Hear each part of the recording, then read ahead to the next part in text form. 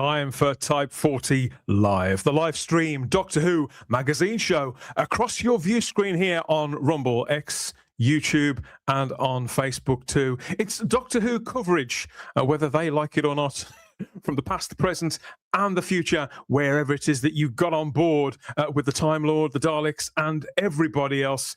Let fly, let rip, take... Get it right in the face here. As always, at Type 40 Live, there's more to talk about than you think, not least of all at the BBC itself. Has one of us really landed the top job? Find out later. We're returning to the scene of the crime against entertainment. That is the BAFTAs too. And we're heading all the way right out over the Atlantic as well. So stay watching. There's more happening than you think. Type 40 Live.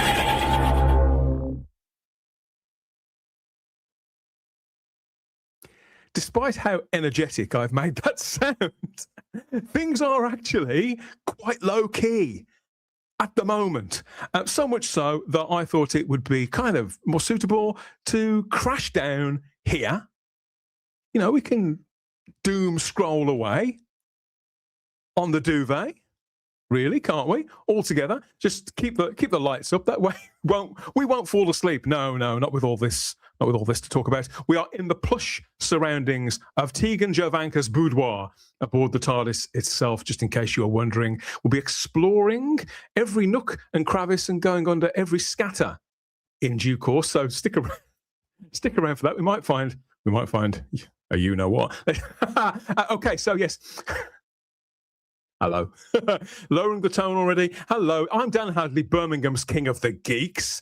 Someone's got to be. We'll find out who you are in a moment or two, and then we'll get cracking on the really good stuff. All together, I know, to the very, very bitter end. Okay, so who have I got this time? I do have a crack panel of pundits ready, raring to go, even if they've got no idea what we're talking about. So without further ado, let's bring them on and see what's cracking in the Whoniverse. Okay, first of all, over to the other side of the Atlantic, I think, for a connection with Gary Akers. Greetings, everybody. Did you say a crack panel or a cracked panel? I think either one would. That's on the roof. That's one of those solar panels. I actually prefer never to know what you're going to be tossing at us. You know, make some more.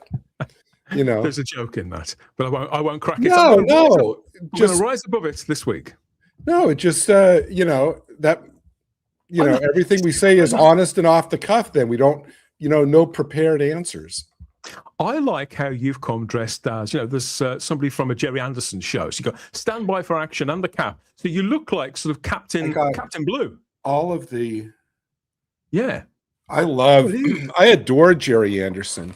And they just announced this week, talking about Captain Blue, that I guess they're going to release the new, not the original, the new Captain Scarlet onto Blu-ray. The CGI one, and I'm next year is probably going to be the full original set, because next year is the 30th. No, wait, 60th anniversary. Yes.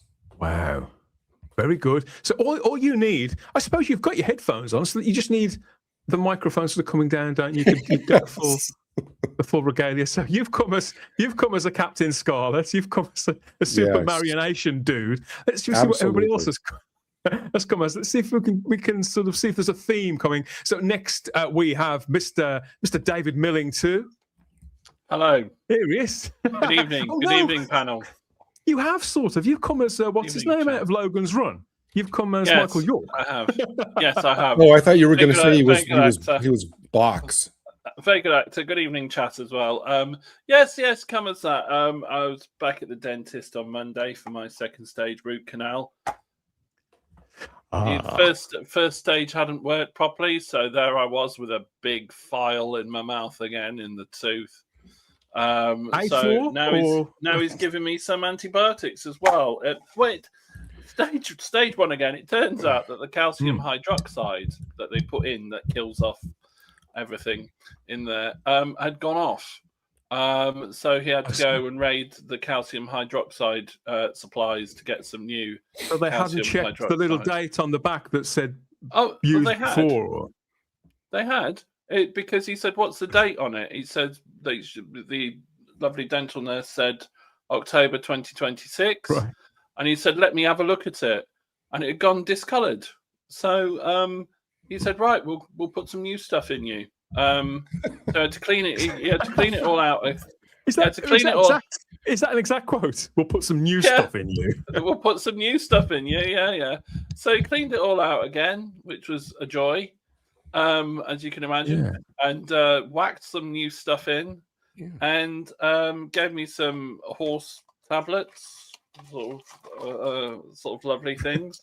Very good. And Quaaludes, you're on the Quaaludes. Yeah, and there I am, and it looked. I do love Tegan's room because it looks like she sleeps on a dining room table. Yes. Because if that's a bed, it's like a small. Do you know those small snooker tables that they used to have? Yeah, I can see the pocket hole at the one corner. Yeah, that looks like a Riley sort of 7 foot, 6 foot snooker table that they probably just borrowed from.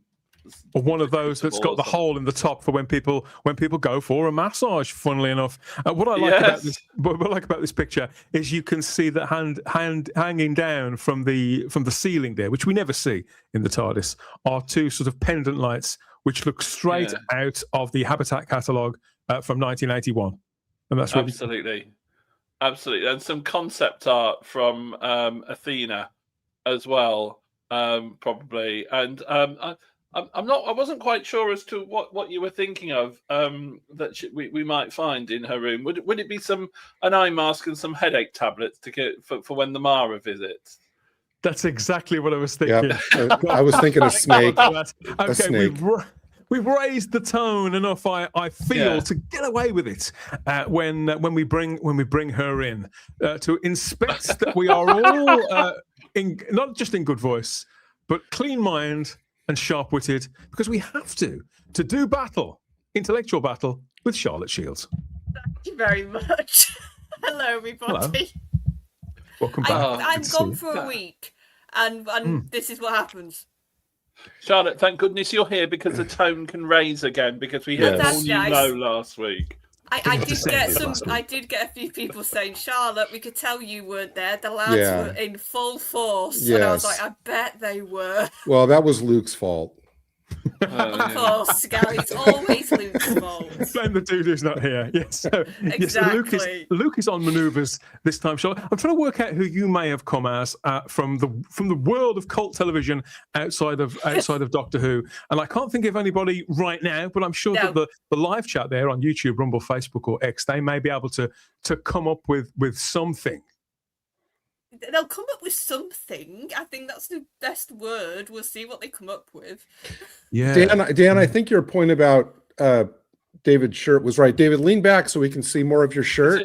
All right, do me a favor. Do me a favor, David. Say "Run, runner." Run, runner. There you go.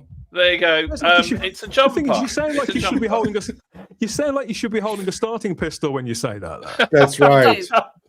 Well, that's what they said in the movie right before they killed the runners. Run, runner, and then they would blow them away. Oh, it's enough to make you want to go for a lie down, isn't it? We didn't see Tegan's bedroom very often in the TARDIS, Charlotte, but to be honest, we've never seen much of anybody's bedrooms, have we? Have you seen this one before? And what would you notice? What is it that Lloyd Grossman used to say? Who would sleep in a room like this? What can we tell about Tegan from this image, do you think? Well, I knew it was Tegan's because I remember thinking once again, the dartboard. God, it's sparse. I remember when they first showed it, and it's funny that you said about the bed. What it made me think of is if you've ever been, and this is my school head coming on, residential trips. The beds you had to sleep in, they were always really short, and they weren't the comfiest things in the world. So that's what it made me think of, when you go to Wales for your residential for a week, when to get soaked in trying to make a raft and failing miserably. Did I miss the episode where Tegan wore that pink negligee? Yeah, I must have missed that. Basically, I was looking for some rabbits, but I can't see any. That could have been that. J&T could have bought that from his place. We'd had a young friend over. Okay. I don't know. Wow. Okay. And there Is is it a vacuum cleaner, or is it some sort of statue? Or are you happy to see me? That's the kind of thing they used to pour pink water in that at the end of It's a Knockout to see who'd won. Oh yeah. That's what that is. And if you notice, there is on the far right, next to the box of chockies, there's an open box there, which looks like it usually houses something about 8 or 9 inches tall. I don't know. So you will leave you in the live chat to work out what do you think did Tegan keep in that box, and where could it possibly have rolled? I mean, gone. In the intervening time. I love pictures like this because I was always captivated by the TARDIS, the idea that it was sort of endless, and we saw so little of it way back then, and the decor was always the same but slightly different. So I love all this stuff.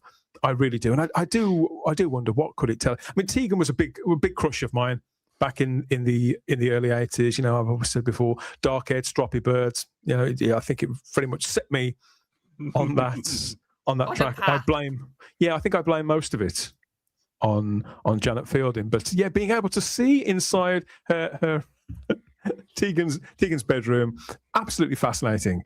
And it doesn't look that comfortable, to be fair. That could explain why she was so pissed off all the time, Charlotte. It does. But to be fair, I've always thought in the new run, not a single companion. I found that odd that we never saw even just a flash of where they slept, or like Amy and Rory with the whole bunk beds joke. I would have loved to have seen that room. It's odd.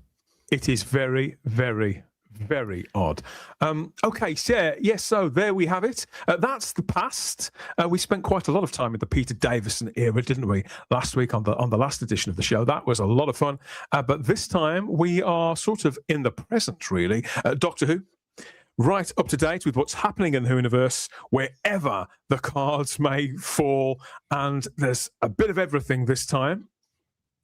The usual faces, some of the same old voices, and some new contenders as well. Now, will they become figures of hate and derision, or will they possibly be our saviours? I suppose only time will tell. We'll connect with you guys in the live chat very, very soon and find out what you've got to say about all of this. But what I wanted to do was to, again, what I feel we don't do often enough on this show is talk about our legends whilst they're still with us. And in this instance, I wanted to jump on this, a legend of British TV in the form of this guy. So Stephen Yardley. Do you remember Stephen Yardley? A guest actor in 2 classic Doctor Who stories, one in the 70s and one in the 80s. Familiar face from lots and lots of British TV shows. He has celebrated his 84th birthday earlier this week. And there he is, look, in his back garden. He's proud and astride and happy as Larry there. So he's obviously just planted something. His daffs have come through early. I think that's what it could be. So there's Stephen Yardley looking great at 84. We know him from these appearances in the classic show. Severin. He was Severin there, Gary, in Genesis of the Daleks. And he also appeared in Vengeance on Varos. Can you remember who he played in that? No. Ooh. I mean, I remember Severin very well. I don't remember the character name from Varos. Oh, I thought you were going to... Oh, no, wait a minute. Was he wasn't the, was he the one who was like watching the TV through sort of the thing, and then at the end, it's like, what do we do now? Yeah, that's it. Yeah, okay. Yeah, that's him. Right. Any ideas, David? Do you remember who that was? I always used to refer to him as male TV viewer. and his wife, close. And his wife as wife female viewer, or husband and wife female TV viewers. Because I can't remember the character's name, but of course I remember him as Severin.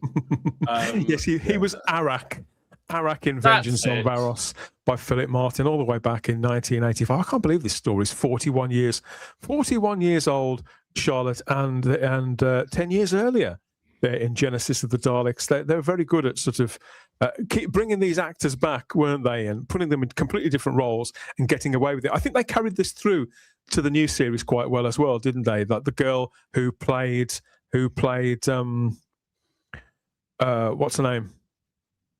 Who's the girl on the bus in the Jodie Whitaker episode? Rosa Parks. Rosa Parks, that's it. The girl who played Rosa Parks, she was in the David Tennant story 42, wasn't she? She was one of the people who got all sweaty. Oh, she was. In that. So this is something that's been carried through quite nicely. God, Rose, how could I forget Rosa Parks? People don't believe me when I tell them in Britain we never learnt about Rosa Parks at school, Gary. It's a completely American thing. So there's Stephen Yardley. He didn't play Rosa Parks. He played these characters, Arak and Severin, in the classic show. He's back on his feet and looking great at 84. And this picture was shared by his wife, the actress Jan Harvey. And she put up this quote as well, this post. It's Mr. Wyer's 84th birthday. And here finally is the official photo. My Y sporting a small reminder of a catastrophic fall he sustained in the first week of December. Oh, bless his heart. Now fully recovered. He looks great. You look terrific, Stephen. Love to all you HW lovelies out there, and thanks for all the good wishes and a big old kiss there from lovely Jan Harvey. Now, when she says HW, David, have you any idea what that may allude to? What that is an acronym for, HW?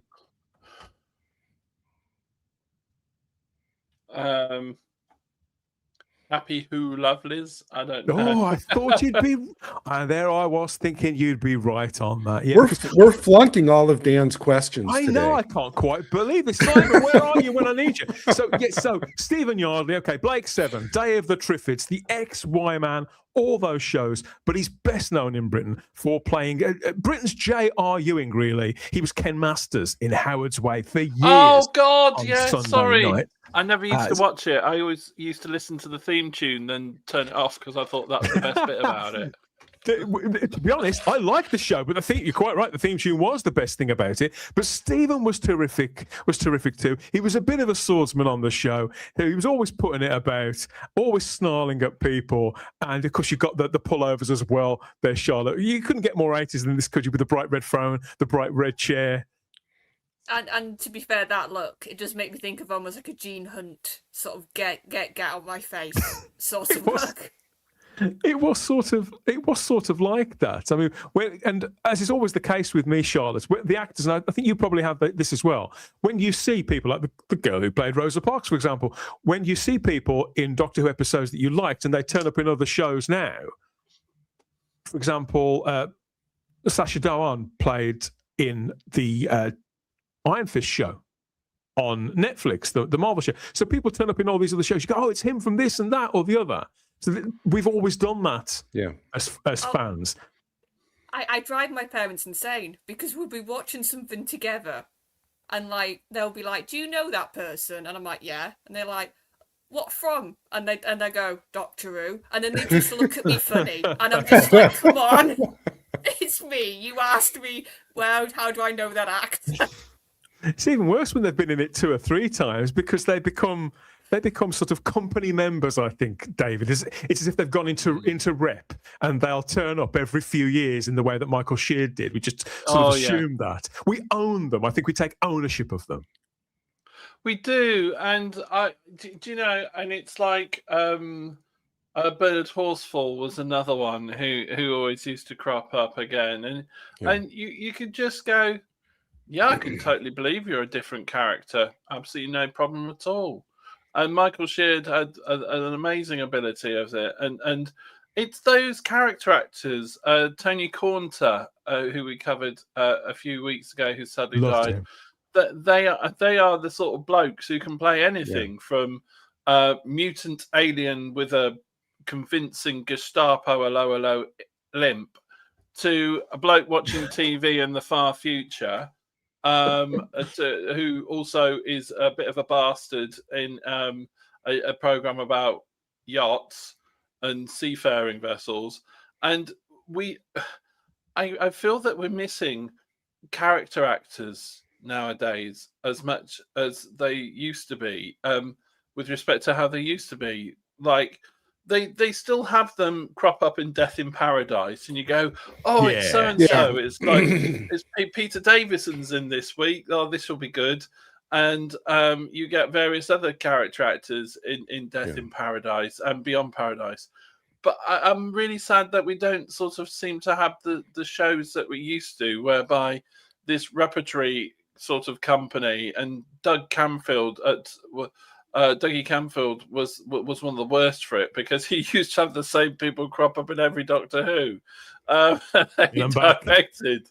And it's not only it's not only. I mean, it's a good point, David, but it's not only, it seems like, character actors, but like characters. Because if you think of the character of Severin, which is kind of in some ways kind of a side character in Genesis, but they're able to give him enough screen time, and he's able to invest that character with his interactions with Sarah and just his look and everything, and he survives all the way to the end of the story. But the new series just doesn't have, I mean, the airtime in any given episode for characters like that. So they're all, you know what I mean? It's like you couldn't develop a character like that because you have like 45 minutes nowadays. But you can't imagine like Genesis without him, because his scenes with Sarah were so good. And so it's not just the character actors that are getting short shrift. It's the characters that they embody.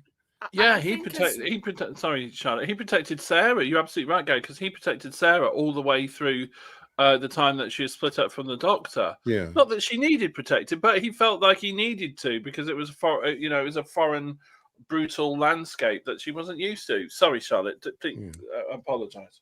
No, it's okay. I was just going to say, I think also so many shows now, and I've noticed this, they're becoming vehicles for one actor. They're sort of they're centered around a headlining actor. So all the sort of the airtime and the important lines and all the motion is around that. So because that means you can only have, like in Night Manager, for example, that Hiddleston, that's his show. There's a lots of other good actors in the Night Manager, but it's always on him. So because of that's how it's structured, you can't have these ensembles where you've got these character actors who keep popping up. To be fair, that's not a new thing either. That's happened for longer than you'd think. Stephen Yardley was sort of part of that when he was the star of the XY Man in the early 70s. He'd have only been, I think he was before Genesis of the Daleks. That would have been, which was a typical kind of espionage show, really, about this kind of rogue wrong-un. And Don Henderson was in that as well. And you got shows like Alfred Burke's Public Eye. So there's lots of shows. There has been lots of shows like that. And even now, it's just that TV itself has sort of changed, really. I kid myself that we don't have character actors like Stephen Yardley around anymore. The truth of the matter is that I think we probably do. It's just that there's more television now. There's more actors now. And so you see less of the same old faces, but in some ways, this did feel like a big rep company, and I just thought it was lovely to see Stephen Yardley again, because I hadn't seen a picture of him in a little while. I had no idea that he'd had a fall, and it's good to see that he's up and about. It was really nice of his wife, who he met on Howard's Way. She was the woman he had the initial affair with in that. She was married to Maurice Colburn's character in that. So there's lots of Doctor Who actors and things and connections to Howard's Way. But happy birthday, Stephen Yardley. And he has turned up at sort of DWAS events at the Riverside and things like that. But I gather that he acts now and again. But obviously at 84, understandably, he's kicking his feet up in the garden at the very least, rather than, at least I hope his bed is a lot more comfortable than Tegan's is, Charlotte, as we've established. Doctor Who fans love not just birthdays, but anniversaries too. Believe it or not, it's the 21st anniversary today of new Doctor Who. God, how quickly has this rolled around, Charlotte? It only seems like 3 weeks ago we were marking the 20th anniversary. Yeah. Yeah, and it doesn't seem that long ago it was the 20th, and we had lots of fun fan stuff basically come from that. whether it was artwork or just rewatches or sort of just everything around it. It was lovely last year for the 20th. So yeah, it has gone quick. There's Russell T Davies with Billie Piper and Christopher Eccleston being reunited with Billie Piper to one degree or another, of course, this year. We're still waiting for official word on the Christmas special for 2026. I think it's largely confirmed that she's still attached to it and she's still in it however they're going to be making it. But seeing them all look quite fresh-faced here, Gary, it's a nice picture, isn't it? That's sort of full of hope, of a long connection and commitment there for the three of them working together for an extended period of time. But it didn't really work out that way, did it? But the pictures are nice. Yeah, I'm focusing on everything but the middle. But no, I mean, it is. I mean, and you know, we've talked about the lead up, you know, because I've always been curious, like what the lead up was, you know, in the UK with all the billboards and what a massive event that, you know, it was. And all of you had still such vivid memories of not just like sitting down to watch the episode, but the lead up to it. And, you know, we don't really have anything like that here where, you know, where it's like saturation coverage, like on billboards and radio and television, and everything, because everything is just so, there's just too much stuff now. You can't really do that. But I mean, you all make it sound like such an exciting time, just the lead up and Doctor Who at the time, there was a lot of obviously big questions about it, both from people who had remembered it from before and people who'd never heard of it. So it was a really, really exciting time. And obviously there's all our coverage from the 20th anniversary to go back to there in the playlists here on YouTube and Rumble. So go and check those out by all means. Christopher Eccleston remains semi-estranged from Doctor Who, obviously plays the part on audio, seems to be enjoying doing it on his own terms, which I think is pretty good, and we'll wait and see where we are come Boxing Day regarding Billie Piper. I'm not so keen on the company that Russell T Davies is keeping now in 2026 or the things that he's saying. Russell T Davies, David, he's been bleating on and on and on again about various things. Just in the last day or two, most of it isn't going to be news to certainly anybody here on the panel or you in the live chat. How he views Doctor Who as a gay show now, like it's some big revelation. Yeah, we got it, Russell. That came across loud and fucking clear. And then he told us how his new show, Tiptoe, is going to be sort of very agenda-led, very political, very nasty. And yeah, I think we've taken that as read too. So I'm going to pass on all of that. This was during a master class he was giving at something called Series Mania, which is the largest European festival entirely dedicated to TV. It takes place in France and has done for a number of years. So there's world premieres and screenings and these sort of open forums, really, that the public can get tickets for and listen to major industry performers, I suppose, professionals, speak quite candidly, it seems, and to take some questions. Now, Russell T Davies did address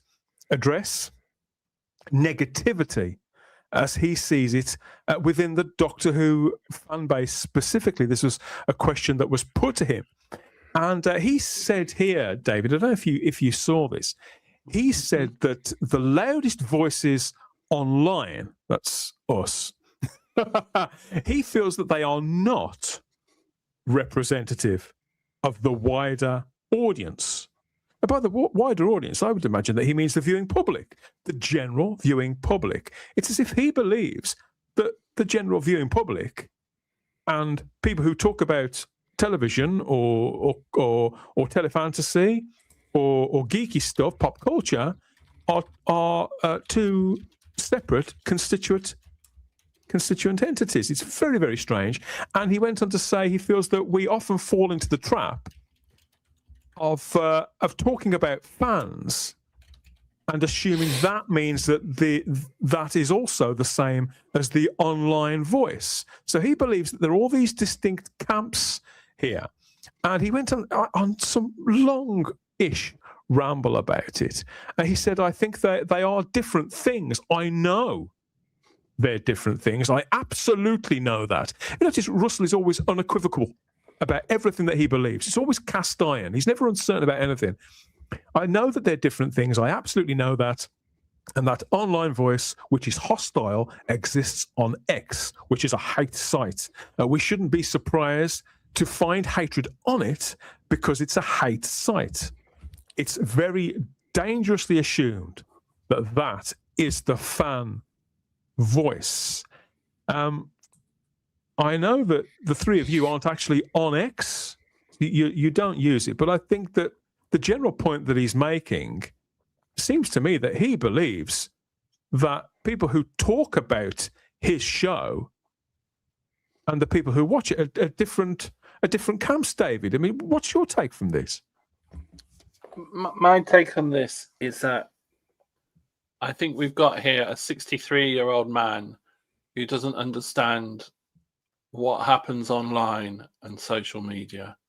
I think we've got somebody of whom thinks that there's only bad things on X, and there's not bad things on everywhere else. I'd like to take you back to 2005. I largely agree with him with respect to the fact that there is a lot of hatred on X. But I want to come back to that point, if I may, because it may surprise some people where I go with it. Others, in my view, David, you reap what you sow, and if he's getting what I would call clap back from decisions that he's made, material that he's produced, that's publicly funded, that people believe with its political voice, full of ideology, that it's been targeted against them, then I think it's unsurprising when people react adversarially. And that's where I want to come back to in a moment. So we'll bookmark that there. Let's rewind firstly to 2005 when it first started. Where did Russell tell his writers not to go to? They told him not to go to Gallifrey Base Forum to read what people thought of Is that right? The episodes. Yeah, I think Jacqueline Rayner, who wrote the 2 David Tennant Daleks in Manhattan, was getting slated for she can't write, she's useless, she's all this, she's all that. And so she'd gone on to look at it, and he basically told her off, saying, never, never, never look at that. Okay. So back in 2005, there was a lot of nastiness and a lot of niceness on Gallifrey Base and a lot of middle-of-the-road stuff. We've evolved. Social media platforms have evolved. X has come along. Facebook has come along. YouTube. There is a lot of nasty content out there. Okay? There is a lot of nice content out there. Balanced content is also there. But you can't just say that one platform is hate-filled, because you will get that on everything. One could argue that telling a fan to fuck off on Instagram is quite hatey. Okay, one could argue that. Yeah, one could argue that. However, my experience of when I was still on Twitter was that, and other social media networks, was that it's not just one side. Okay, it's both sides. If I'd gone on and I had done and said, I didn't like this episode because I thought it was poorly written, well, you're a homophobe, you're sexist, you're racist, you're anti-woman. Well, no, I just didn't like the story. I just thought it was mush. The characters didn't make sense. Well, you're this. We're going to bombard you with hateful stuff. Likewise, there could be people who go on and said, I actually quite like this. I actually quite like this Doctor. I actually quite like this. And then they could be bombarded with stuff. So I understand. The problem is with what I'm saying, for me, is that I can understand the sort of thing he wants to try and say, but I think he's making a right pig's ear of it. And you've got to appreciate that X is a community of online people with a variety of different views. Yeah, they're not different. They're not different people, David. Do you know that two-thirds of the British population now have an account on X, whether they use it or not? They have an account. Yeah, but they are a different people made up of different views, made up of different ideas. Yeah. Okay. So as it's a community, you're going to get some right nasty people. You're going to get some criminals. You're going to get some people who are not pleasant. You're going to get some lovely people. You're going to get some wonderful joyous content. The problem is that the algorithms that they have are a little bit brutal aren't very subtle. Okay. They're not very intuitive. So they will go, oh, you like Doctor Who. Okay. So we're going to show you everything related to Doctor Who. And that can bring you some quite nasty stuff. Okay. And if you're not liking to look at nasty stuff, you then have two options. You can either restrict it or you can engage. And if you engage, you could get yourself into a little bit of unpleasantness or see some unpleasantness. What I don't think Russell understands is the fact that online fandom, we are now online. Everything we do is online. We do shopping online. We do viewing of television and media online. We communicate with each other online. We stream online. Our lives are online. So the vast majority of fans will be online. So there is a complete disconnect or a complete oxymoron with what he's saying. What I think he's trying to say is, look, there are some people online who say nasty things about this show, who've always said nasty things, who only want to say nasty things. Because they're inherently nasty people who are prejudiced towards the things that he's saying in the places that he's saying them. I mean, I think that when it comes to the crunch, David, I think that what you said a few moments ago is that he's out of touch. I think that is ringing more loudly and clearer every single time the man opens his mouth, Charlotte. I mean, Simon has been saying for years that Russell T Davies opens his mouth and rubbish comes out. For a time, I think it was almost endearing, but a great many of us are simply out of patience now. And when he points at groups of people, such a large proportion of what were an eager audience who were willing him to success, and pretty much saying, "Oh, it's not me, it's them." You know, he won't accept the fact he's wrong about all of this. He failed to relaunch Doctor Who effectively, successfully this time. He was wrong and he failed, and he simply can't handle it. And in my view, what he's actually doing is looking to other areas to explain how we've got it all wrong. And the reception to this, it's clearly brought him some sort of blowback, Charlotte. And I would imagine, I'm glad it has. I would hope it has, because it means that some of the messages got through. But he will not receive the feedback and process it and come out from that whole process having questioned himself in any way. It's still us that are wrong, and he that is right. Oh yeah, I remember when he did that podcast interview with Tennant, and one of the things that stuck out so much to me, and this is me sort of reading Russell a bit as a person with his own words. It was his own stories he was telling in that podcast.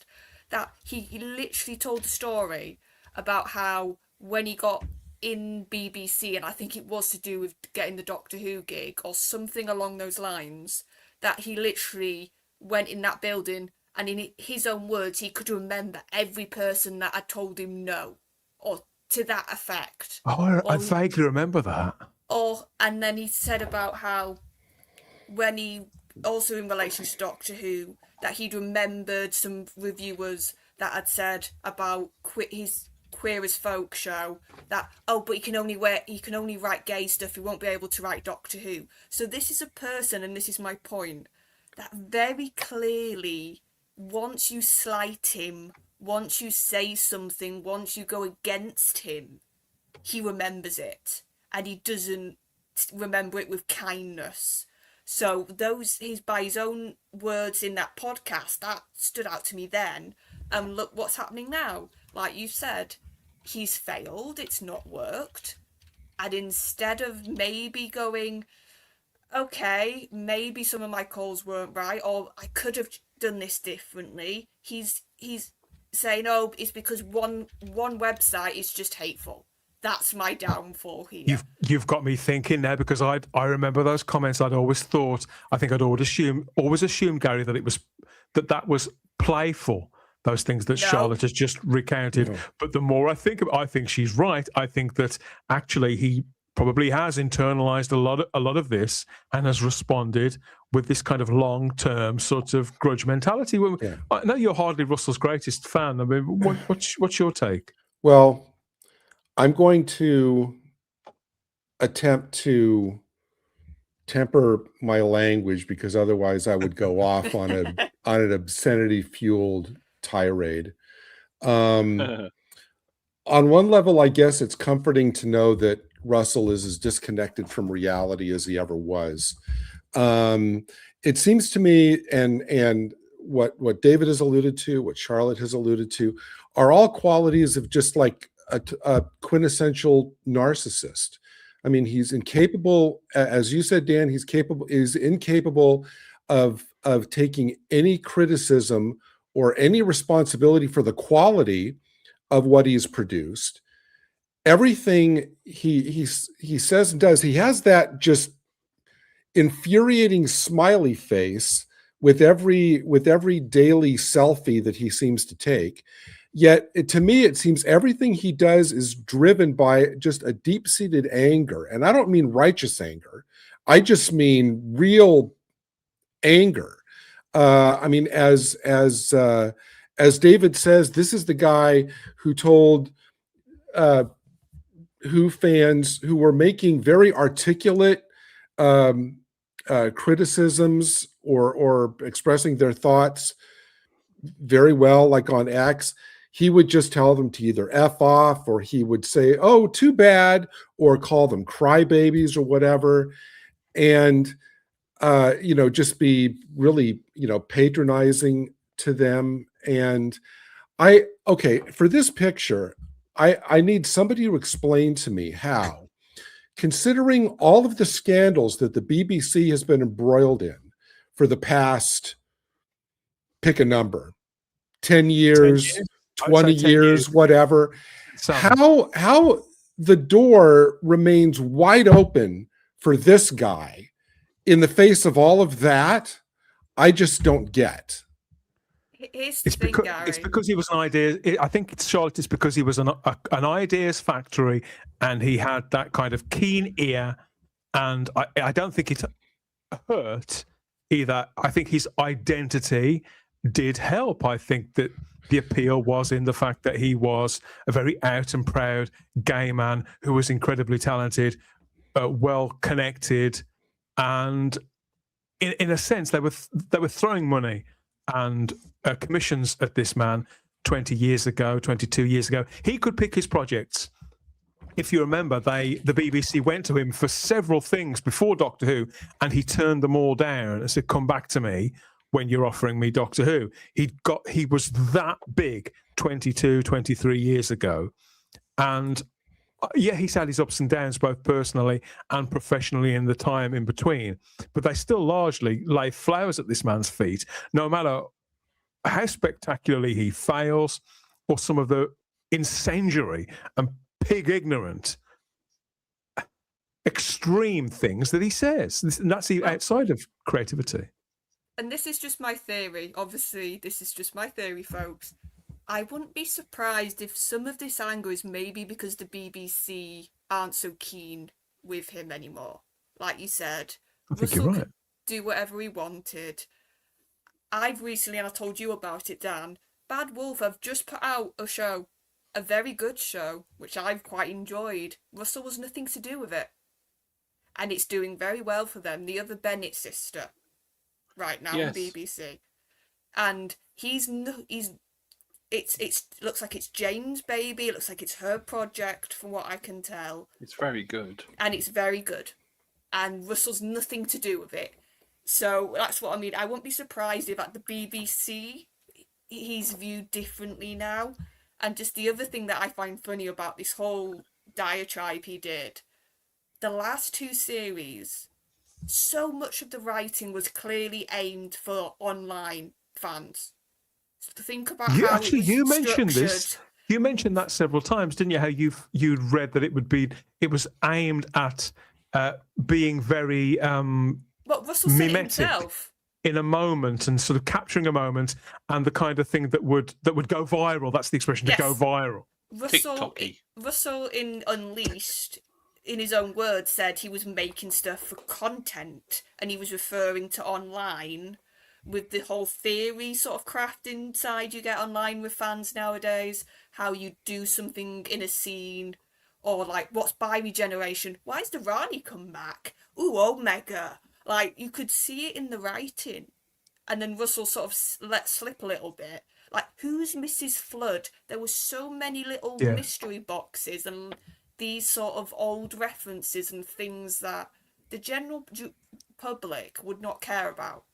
But the So is that more evidence then? Is that more evidence that Russell is not wielding tools exactly, but is he sort of playing in arenas that he simply doesn't know the rules of engagement for? I think what it was, he saw that certain shows, when they do it right, it can help a show. Think about, so we've referenced it a few times, Line of Duty. Yeah. A lot of the buzz was people online talking about that show. Who's H? Who's this? What's the, like, it made. And obviously reality TV has had that for a long time. Most recently things like Traitors, all that kind of thing. So you can't you can't really manufacture. Can you manufacture that, Charlotte? Do you think? Not true. You can try, and I think that's what I'm saying. I think Russell saw it, and the BBC saw it, and people up high were like, "This can be good online engagement. This, let's do it, Russell. Come on, you can do it." And like we've all said, you've got a guy who, it's not his field. It's not what he grew up with. It's not what he understands. You need writers who understand it to be able to naturally put it in the writing. David? That it doesn't feel forced. The thing with, coming back on Charlotte's point, and then I just want to make another very brief one. The reason why Line of Duty hit so high, I believe, on the last series was mainly twofold. One, because it had built up a fantastic storyline over 6 series. Okay. And it was, as they describe in TV, the water cooler moment where people in offices would often, go and get a drink of water and say, "Did you see this last night? Who do you think this is? Who do you think that is?" Oh, so David, it wasn't there when the series started in the because between the Gallagher moments when Doctor Who came back, Doctor Who was like that within 2 or 3 weeks, but Line of Duty wasn't like that. No. It took a lot of things. But the second possible reason was that in the last series of Line of Duty, we were in a lockdown and a lot of people were working from home. So everybody went online to talk about Line of Duty. So the BBC and Jed Mercurio got wind of this very quickly and started clipping stuff for online as short stuff. Oh, right. So people could then sort of spread the message online, because you couldn't have those water cooler moments because people were still under lockdown. It transmitted in the spring of lockdown 2021. So there's that thing. The other thing I wanted to say about Russell is that he almost had me. He almost got me in the fact when he said, Well, of course, it's perfectly acceptable to talk about Doctor Who, and if you don't like it, fair enough. That's absolutely fine. Yeah, as long as you talk about it respectfully. And I thought, absolutely, Russell. I actually really agree with you there. I think that's a really good point you've made. So I'm quite happy with what you've said there. And then I remembered that. Hang on a minute. When somebody said to you, actually, I'm not quite sure I actually really like this, and these are the reasons why, very respectful, very this, that, and the other, fuck off, kiss emoji. Yeah. Right. And he did that several times as well. Sometimes to people that we know. And so I think, step back then, Russell. Have you, if people have come to you and said, I don't like this because X, Y, Z, and given very good reasons and been completely respectful and not been racist, sexist, homophobic, whatever, offensive in any way, and gone, he said, okay. If he'd have gone, okay, it's up to you if you want to keep watching. Fair enough. I would have gone, yeah, fair enough. All right. Yeah, it's up to you. That's your opinion. Okay. My opinion's different. If you'd have said that, that's perfectly acceptable. But saying F off, Well, but David, to him, I mean, it seems to me that to him, he automatically classifies anybody who would have a criticism like that, even an articulate, respectful one, as an istophobe who is not worthy of his respect. So in his mind, I don't think he probably feels any problem. You know what, Gary? I think it's above that. I think he considers it insolence and petulance. Yeah. I think it's gone that far with him. And I know it's been some years ago, but I want to remind Russell T Davies too that the reason how and why he came back to the show was largely down to the watchalongs, the lockdown watchalongs of 2020, which were generated through the people. Yes, it was Emily at Doctor Who magazine who had that initial idea and momentum, but it wouldn't have worked without that ground swell of the Doctor Who community, and outside of that too, but mostly the Doctor Who community on X, when it was Twitter, who made all that happen.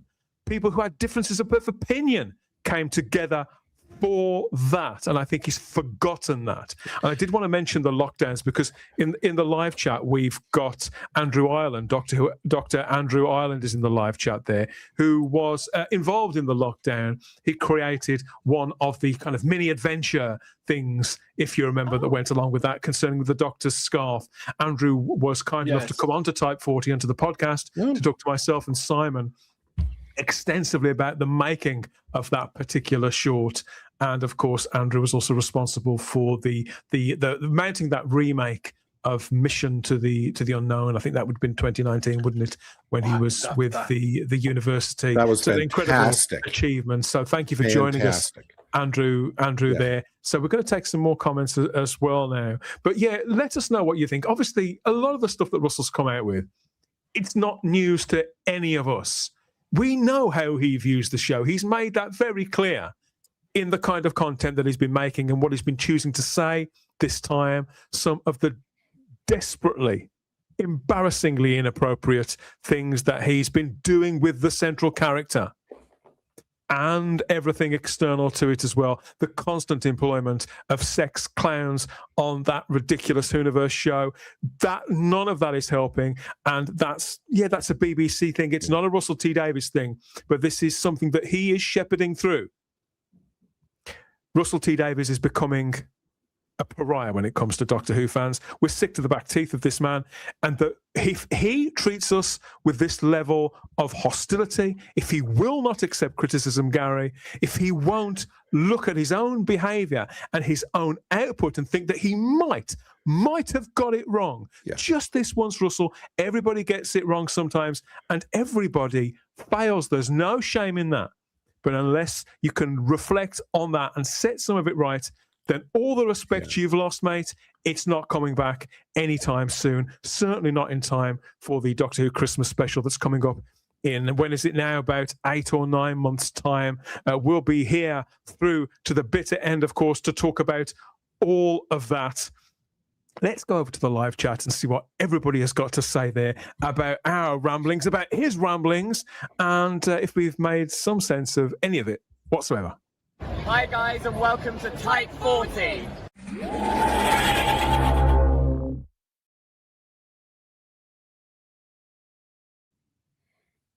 Hello, everybody out there in the live chat. Let's see. So, yeah, we do have Andrew in the live chat. Thank you, Andrew. Good to see you, mate. Come back on the show. Absolutely. At some point, we'd love to have you back and have a big old catch-up. People showing notes on other cult TV, and why wouldn't you, with all this going on? Funky saw an episode of William Russell as Sir Lancelot for the first time today.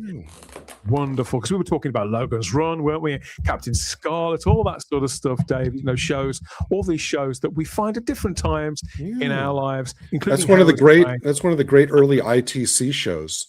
Was the Adventures of Sir Lancelot? Yeah.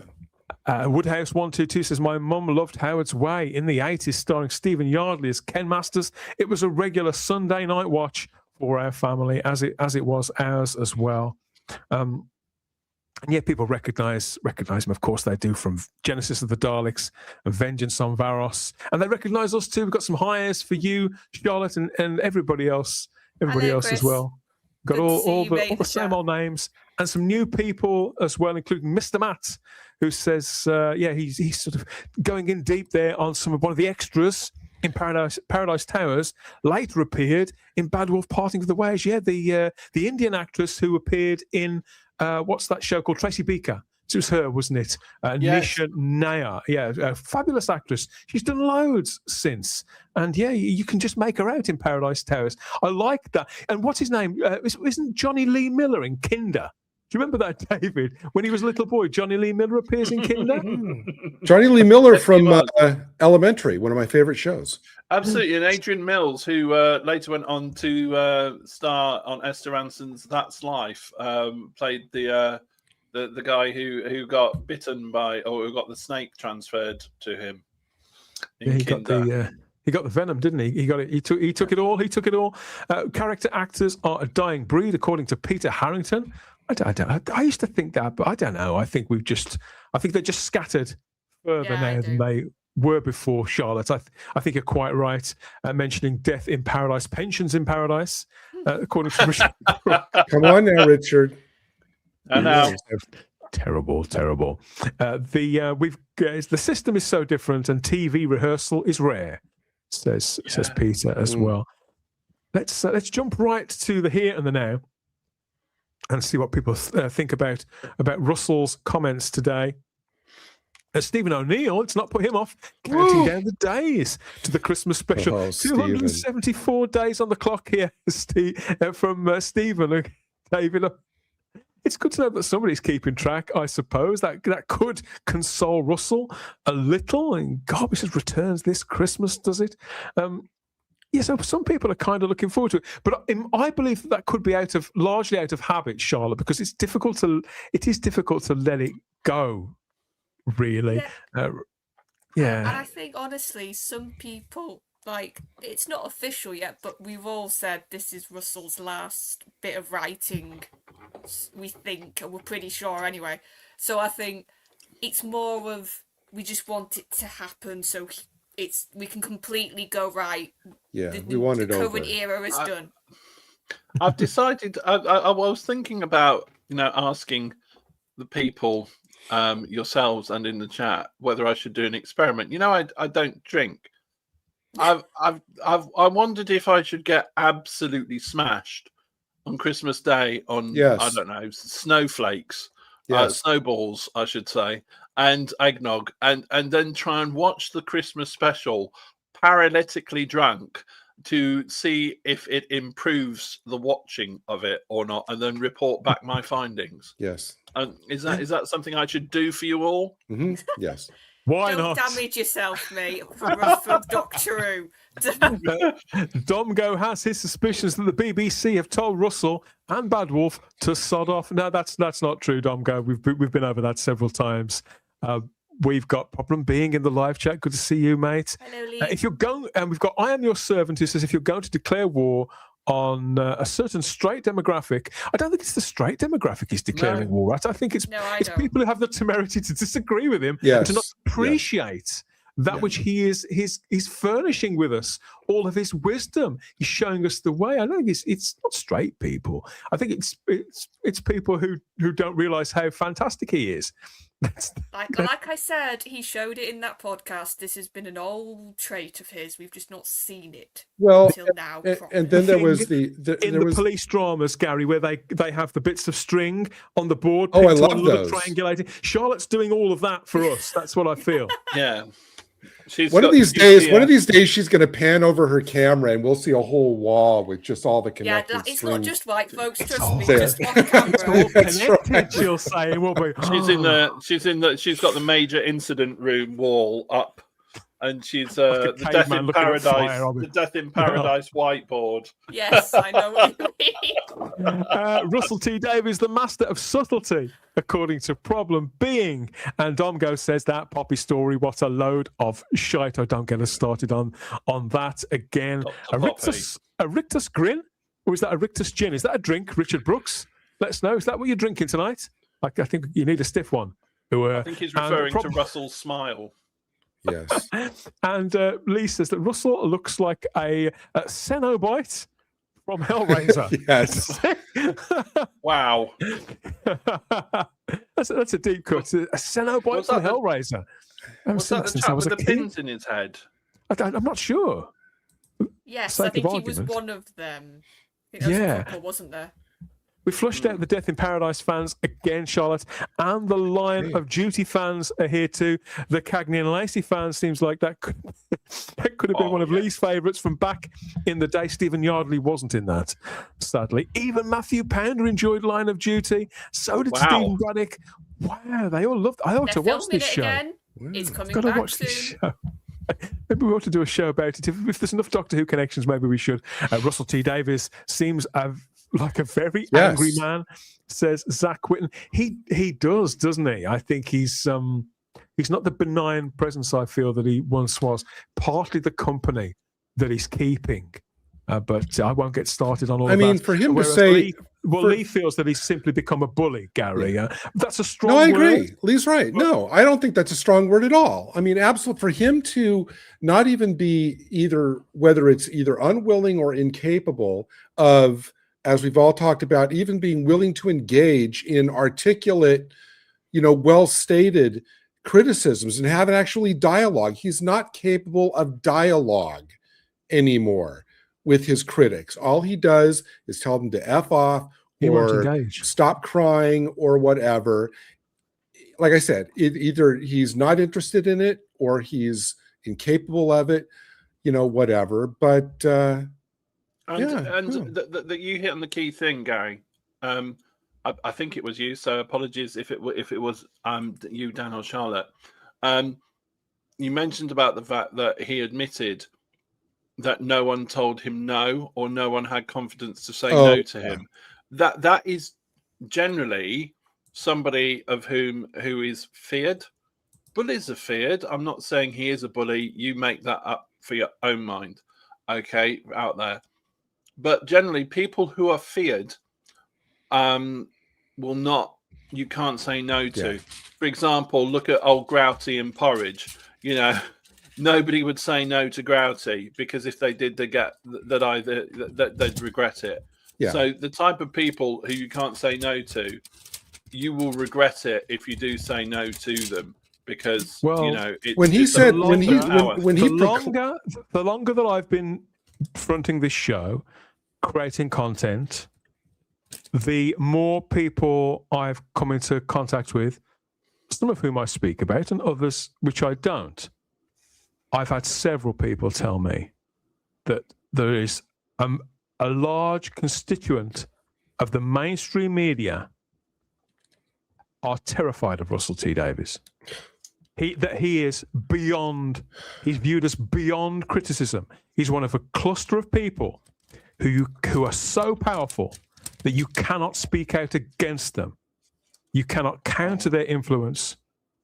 in any way. You can't question their judgment.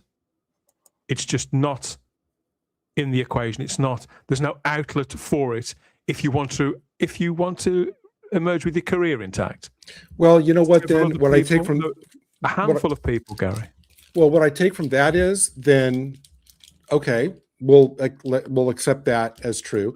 That means to me that that he needs to be then the architect of his own destruction, and he's so arrogant and narcissistic that is a very distinct possibility. If nobody's willing to, speak out against his incredibly troubling, comments, then we'll just have to watch him destroy himself. I mean, for him to come out and say something like, well, Doctor Who's always been a gay show because it's about an outsider, and if you've ever felt like an outsider, you're gay.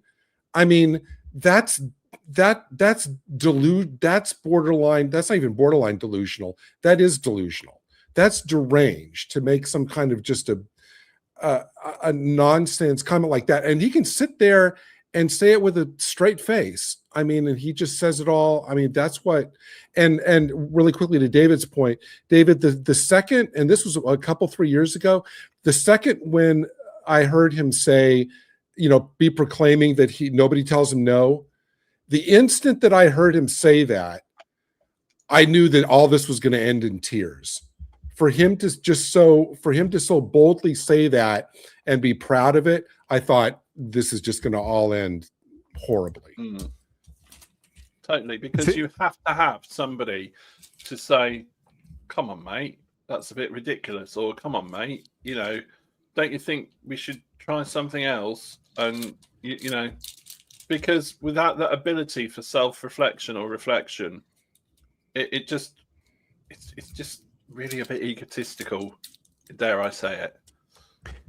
So Russell believes that the problem is people being able to express their dissatisfaction with his output, with his work, with his decisions, his creative decisions, online particularly, and that's a completely separate equation from the members of the general public who are meant to be his target audience for a mainstream show like Doctor Who. He's got this so catastrophically wrong at this point.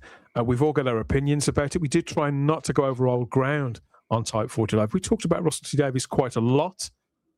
And a lot of what he said isn't news. This is stuff we'd received the signal, Russell. We knew that he believed that Doctor Who was now the property of the gay community, and that those of us who wouldn't consume gay-orientated, targeted content would just have to ride it out. It was tough. Hey, Russell, that's not how it is. He also admitted that he knows it's not a gay show, but that's the only thing he can write now. At one point, I think he was more versatile. I think he was more interested in generally writing for a mainstream audience back then. It doesn't interest him now. As I understand it, Russell T Davies is vacating the showrunner's position. But look at the damage that he's done. Look how low it's sunk before he's got to this point. And the fact that he hasn't been forced out, which is what would have happened to any other creative without his clouds. The man has been largely untouchable, and even now, there are people who'll run defense for this oath. Let us know what you think, of course, in the comments. We'll be running polls too about all this. Which is the more relevant to discourse in 2026 to both the fan community and the general public? Is it the social media platform X, arguably the home of free speech? If we're looking across all these platforms, it has its problems, certainly, but X has revolutionized social media and continues to break the mold. So is X more relevant, or is Russell T Davies more relevant? Let us know in the comments, as always, and we'll almost certainly come back to him in a few short weeks. That tends to be how it goes.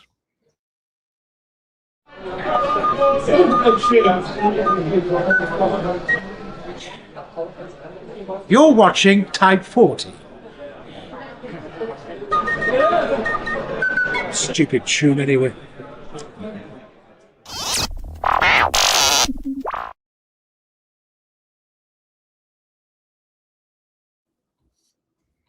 No, I was going to say no for some good news.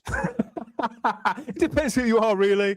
Look, the BAFTA TV Awards are, to be fair, recognised internationally as the highest honour in British television. They're the equivalent of the BAFTA Film Awards, as they are for cinema. Of course, there's the Laurence Olivier Awards for the theatre too, or the Brit Awards for music. BAFTA's TV Awards are that for the telly, kind of like the Emmys are in the States, Gary. So it's sort of a big deal. But the thing is, all of these award ceremonies are diminishing year on year, as I know you're seeing that over your side of the Atlantic as well. The BAFTA TV Awards last year was somewhat of a fiasco. 2026's ceremony, though, is coming thick and fast.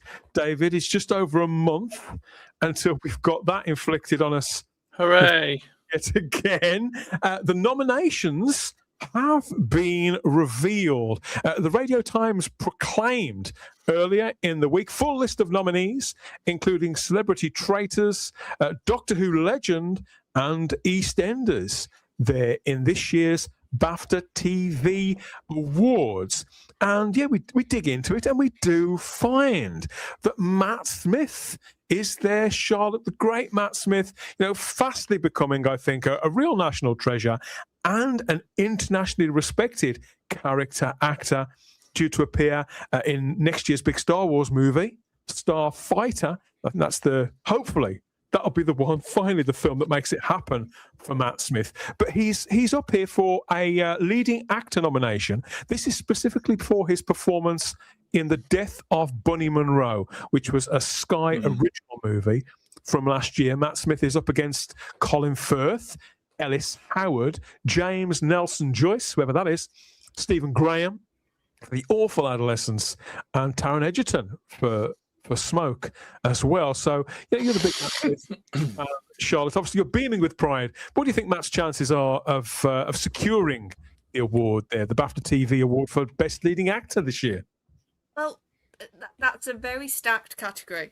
Like, you've got some really big names there. But the thing is, with the part he played with Bunny Monroe, and I've noticed he's doing this a lot now. Once again, he was playing an unsavoury type. He was playing somebody very different to his doctor. Yeah. He was playing dodgy as hell. A really dodgy con man, to put it lightly. But he's, like I said, through the House of Dragon and a few other roles, I think he's sort of in his villain era at the moment, and I think that's good for him. I think he's the villain in Star Wars, actually. Yeah, that's what I mean. I think he's fully going like...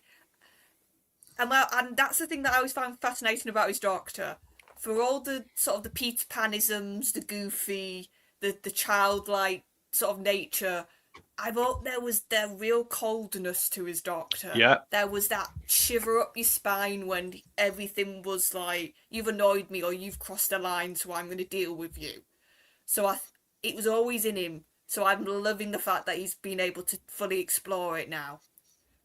And like you said, I think because of the overexposure of Tennant, because of sort of how Eccleston, rightfully so, has sort of left the part and has only recently come back into it through the audios, I do think Matt has sort of become the face for modern Who at the moment. Yeah. And I think that's a good thing, because whatever Doctor we get next, I think they need to look to 11 as a bit of a template, and Matt's performance. So yeah, he's got a good chance, but like I said, that's a very stacked category this year. Yeah, my money's on Colin Firth for that. Tremendous performance. Lockerbie, A Search for Truth. Was that a movie or a drama series, David? Because I didn't see that. It was, I believe, it might have been I think it was a drama. It was over a couple of episodes or 2, 3. It was a mini series. It could have been a movie, could be cut into a movie, could be a thing, and he played. Wow, he was. I think Colin Firth for me is. He's just a different league. I loved Matt Smith in Death of Bunny Munro because, as Charlotte said, even when he's playing a baddie, he makes that baddie so likable. He does, because Matt Smith has just got that charisma. And a bit of charm. He always throws a bit of charm in.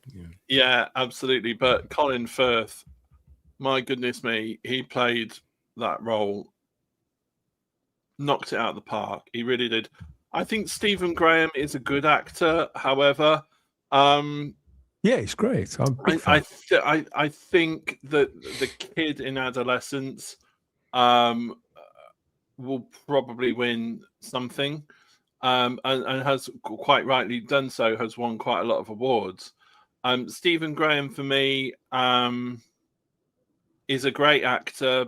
He's a good actor, but his performance in no way matches Colin Firth's performance in the Lockerbie. The Lockerbie, that was just such a powerful performance. Because the guy who he plays is still alive and obviously campaigned, and Colin Firth has just got hit the tragedy and the guts and the bravery of the gentleman to carry on, just got it in one to emulate the battle that they've gone through. And I would love Matt Smith to win it, but if I had to pick one, I'd pick Colin Firth there based on the performances. So our doctor has got very stiff competition for this one then. So best of luck, Matt Smith. Leading actor nomination there for The Death of Bunny Munro. We'll be following that quite closely. I didn't even know he was sick. What the Radio Times didn't mention, they said Doctor Who legend in their article. What they didn't mention is that Jodie Whitaker is also up for an award, leading actress award, in the same BAFTA TV awards. They haven't mentioned this at all. I find that very curious. So Jodie has been nominated for this Toxic Town. I know. Toxic Town, where it seems that she plays like some sort of super Karen, by the look of this, giving some poor bloke a hard time. Bloody hell, imagine if Jodie Whitaker was your mum. Fuck me.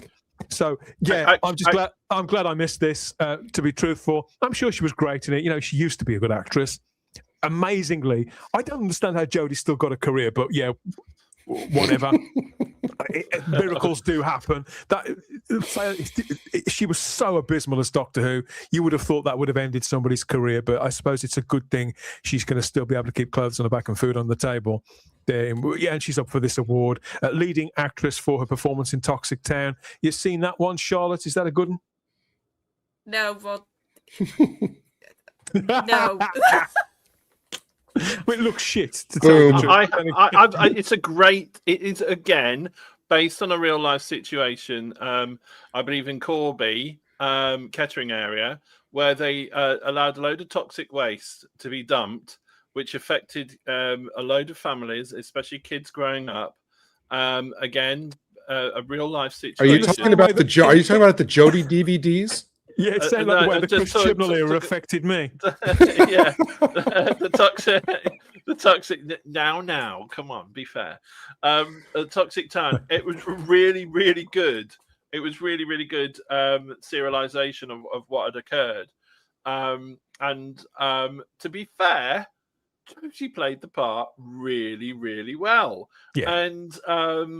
And I think she's got a really good chance of winning. I really do, because I think I said last week that I think Jodie Whitaker is a really good actress. I don't think she's, especially in gritty, dramatic sort of situations or genres. I just don't think she's that good in fantasy. I think fantasy is not her skill set. No. And of course, No. science fiction and fantasy is what Doctor Who was. But in this, yeah, she was absolutely brilliant. Is that maybe her? she could. Yeah, that's Peggy. All she wanted to do was be a yellow coat. She was great. Yeah, she was great. She was great as Sue Pollard. I enjoyed her. I enjoyed her enormously. But yeah, Toxic in Town. It's surprisingly, it's really, really good.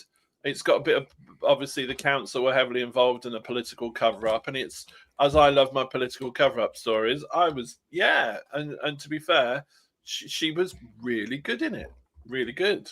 So I think, yeah, she could do a really good. She stands a really good chance of winning. I think with Jodie. Richard, you're very naughty. Yes, you're I agree with Richard 100%.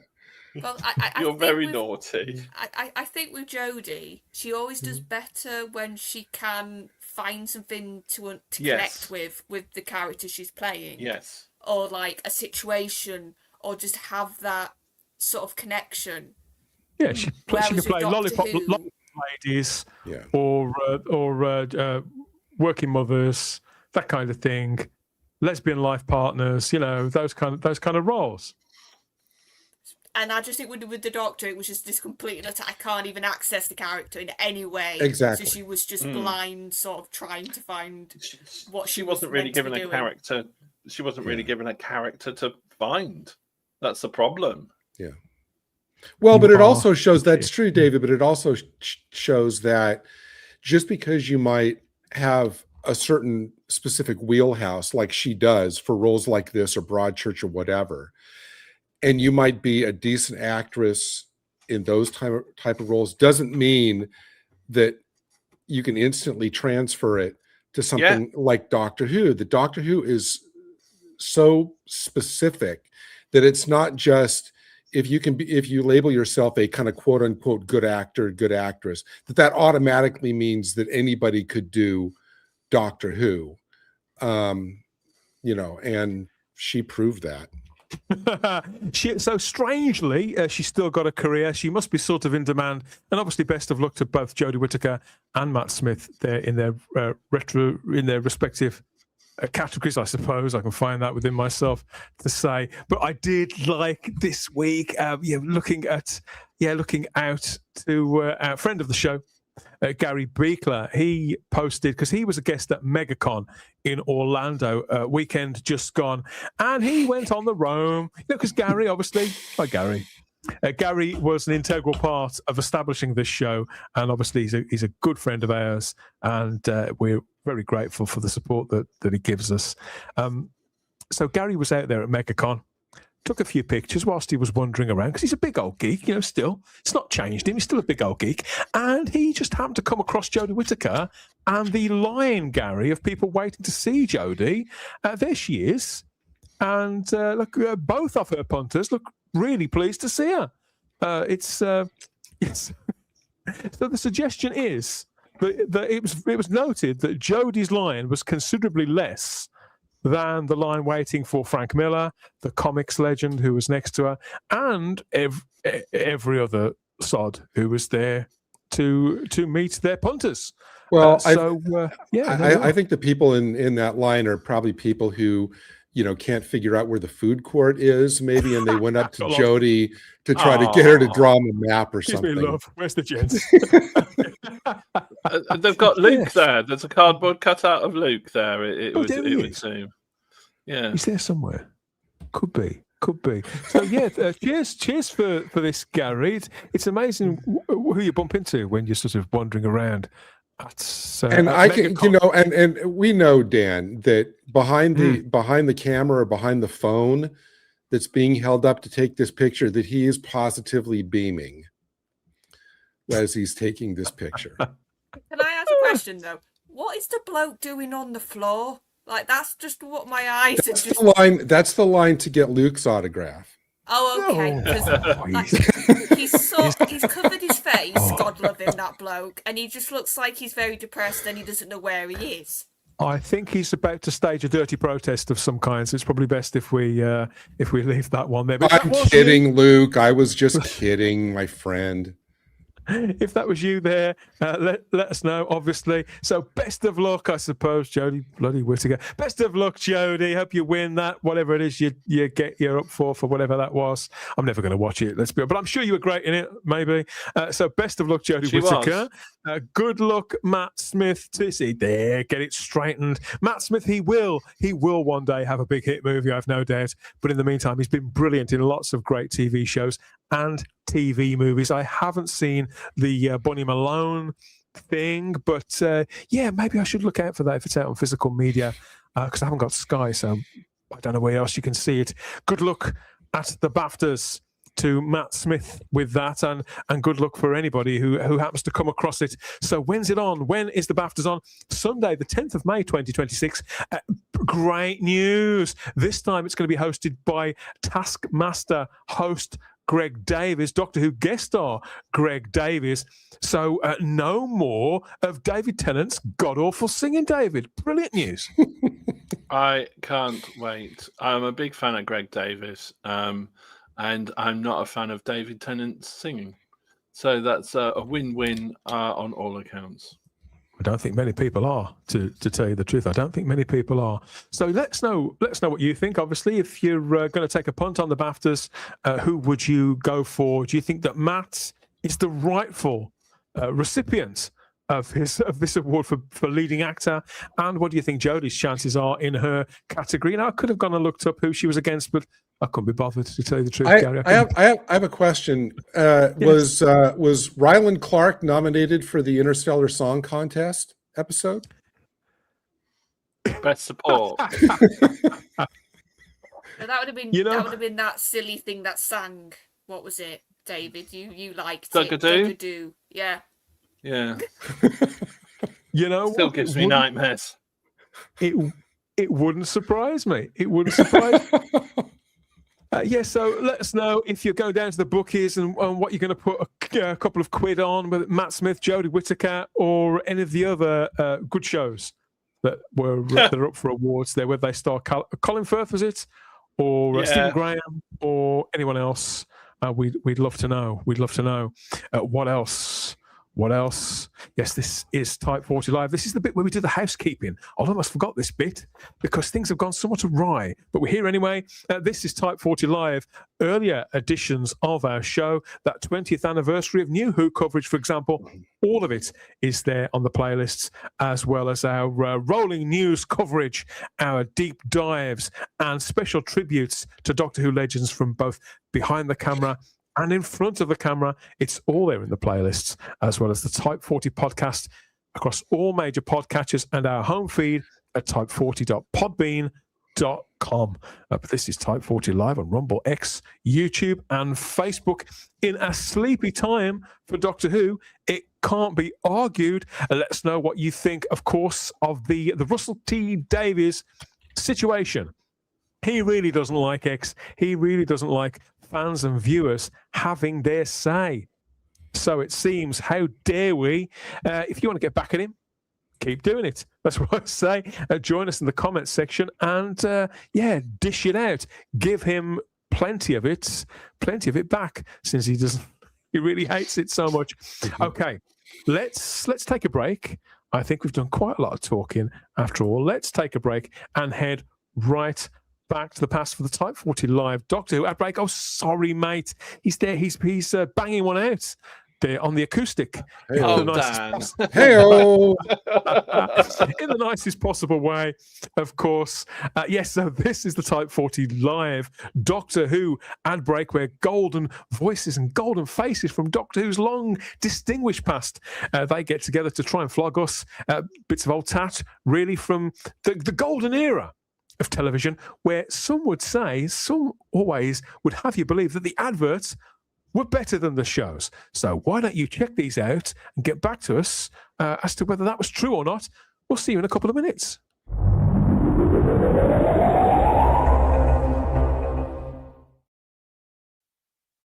Join Doctor Who on his new travels in the Doctor Who DVD files. Every disc features 2 full episodes, from the Doctor's dramatic return I am the god of all Daleks to his latest adventures. You are wonderful. And the companion fact files show you his history, his friends, and his enemies. The Doctor Who DVD files at your newsagent now. Whew, if you'd seen me this morning, rotten cold, market day ahead, wondering how I'd get through, till the wife told me, here, she says, day nurse, she says. What nurse, I says? Day nurse, she says. Day Nurse, the new daytime cold relief from the night nurse people. Relieves shivers, headache, runny nose, sore throat and cough, all together but without drowsiness, so you can keep going through the day. You'll get through easily, the wife says. And she was right. New Day Nurse from Beecham. All-round cold relief that helps you through the day. The new Doctor Who toy collection, featuring the 12th Doctor action figure and all your favourite characters. Daleks are the supreme beings. Join the Dalek Empire with this awesome Dalek attack vehicle. Let the invasion begin and battle the Doctor through time and space. Exterminate! Connect the time zone playsets. Build bigger adventures. Become the Doctor with the new touch control sonic screwdriver. The ultimate Doctor Who toy range from Character. Only one of these people has Scholl thermal insoles. Thermal insoles really keep your feet warmer.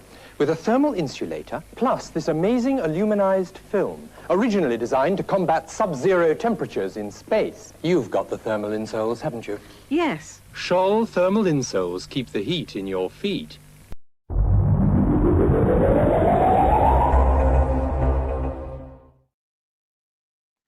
Keep the heat in your feet. Sound advice, I think, for anyone. Where do you think you're going? Come back. There's more. There's a lot more to talk about. This week would have been Patrick Troughton's 106th birthday. Wow. I was reading the other day. I think it was yesterday. Gary passed away in 1987. Now, a lifetime ago, isn't it? Unfortunately, and it was in the U.S. I think he was at a convention. If I'm not mistaken. And it was right around the same time we lost Ian Martyr, too. So yeah, tragic loss. A year later. Yeah, so we're back with more Type 40 Live, YouTube, Rumble, Facebook, X, as always, the past, the present, and the future of Doctor Who. And whilst we do like to pay our respects to all legends, however long they've been gone, 10, 20, 30, 40, 50 years in some cases, we try not to get too maudlin about it, do we, Charlotte? No, because especially when it's characters like Troughton, who, whenever I see old interviews or clips, he's always cheeky, he's always smiling, and he's always hilarious. So that's how I remember him. With Fraser Hines and the late Deborah Watling there making their escape. Fabulous stuff. Genuine sort of British character, actor, legend again, kind of like we were talking about with Stephen Yardley earlier on. Do they make him like they used to? I don't know. Maybe not. Let us know what you think. And they say happy heavenly birthday, don't they, to the dearly departed actors now. Yep. I never know whether that's appropriate or not, but I think to sure send them whatever we can, however we can, David. I think that's a nice thing to do, isn't it? A nice thing to do. It's obviously we've spoken about Russell T Davies, and we still want your opinions, your comments about that. By all means, vent if you wish. You could say he hasn't said a great deal about Doctor Who, but I think we've had another peek inside the current frame of mind of the bloke who's at least writing the next special, and he's so synonymous with the show and probably always will be. So yeah, it's not something that we can ignore. I was going to say, let's talk about something jolly. I was just going to say real quick on this picture, if Russell ever decides to give up writing, I mean, he might try to audition as the Joker. Oh, God. They might actually pick him. You could say he already is. Speaking about Jokers, there is an abundance of them at the BBC, as we know. The last 10 years has been a proper fucking clown show, let's be honest. Things have gone from bad to worse, from scandal to scandal, some of which has been criminal, literally criminal. Others just very, very troubling as regards the conduct of individuals and editorial content, I suppose you could say. There's growing pressure to defund the BBC. The license fee is about to go up again next month, and they've just come out of yet another storm where one high up got into a very ill-advised situation with the most powerful person in the Western world. It cost him his job, but the BBC has now confirmed in the last day or two that they have appointed their new Director General after several months in limbo. It's going to be this guy, Matt Britton. He's the former president of Google, MEEA. So that's the European arm of Google. And he's going to take up the position in May. Now, why should we care about this? I mean, sure enough, he looks just like the last bloke.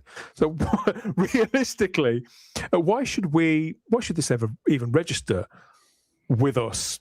Well, in this instance, it's because he's being publicized, pushed in the media as an individual who identifies himself as a huge fan of Doctor Who. God, that's really handy, isn't it? Or is it? Could this be because Doctor Who fans are, how can I put this, the most vocal, the most active of audiences associated with any BBC programming at all, regardless of how successful stuff like The Traitors is and how engaged that they are on social media with shows like that, and the groundswell of sort of warmth around something like Death in Paradise. It's still Doctor Who that has the merchandise, the profile, the international reach.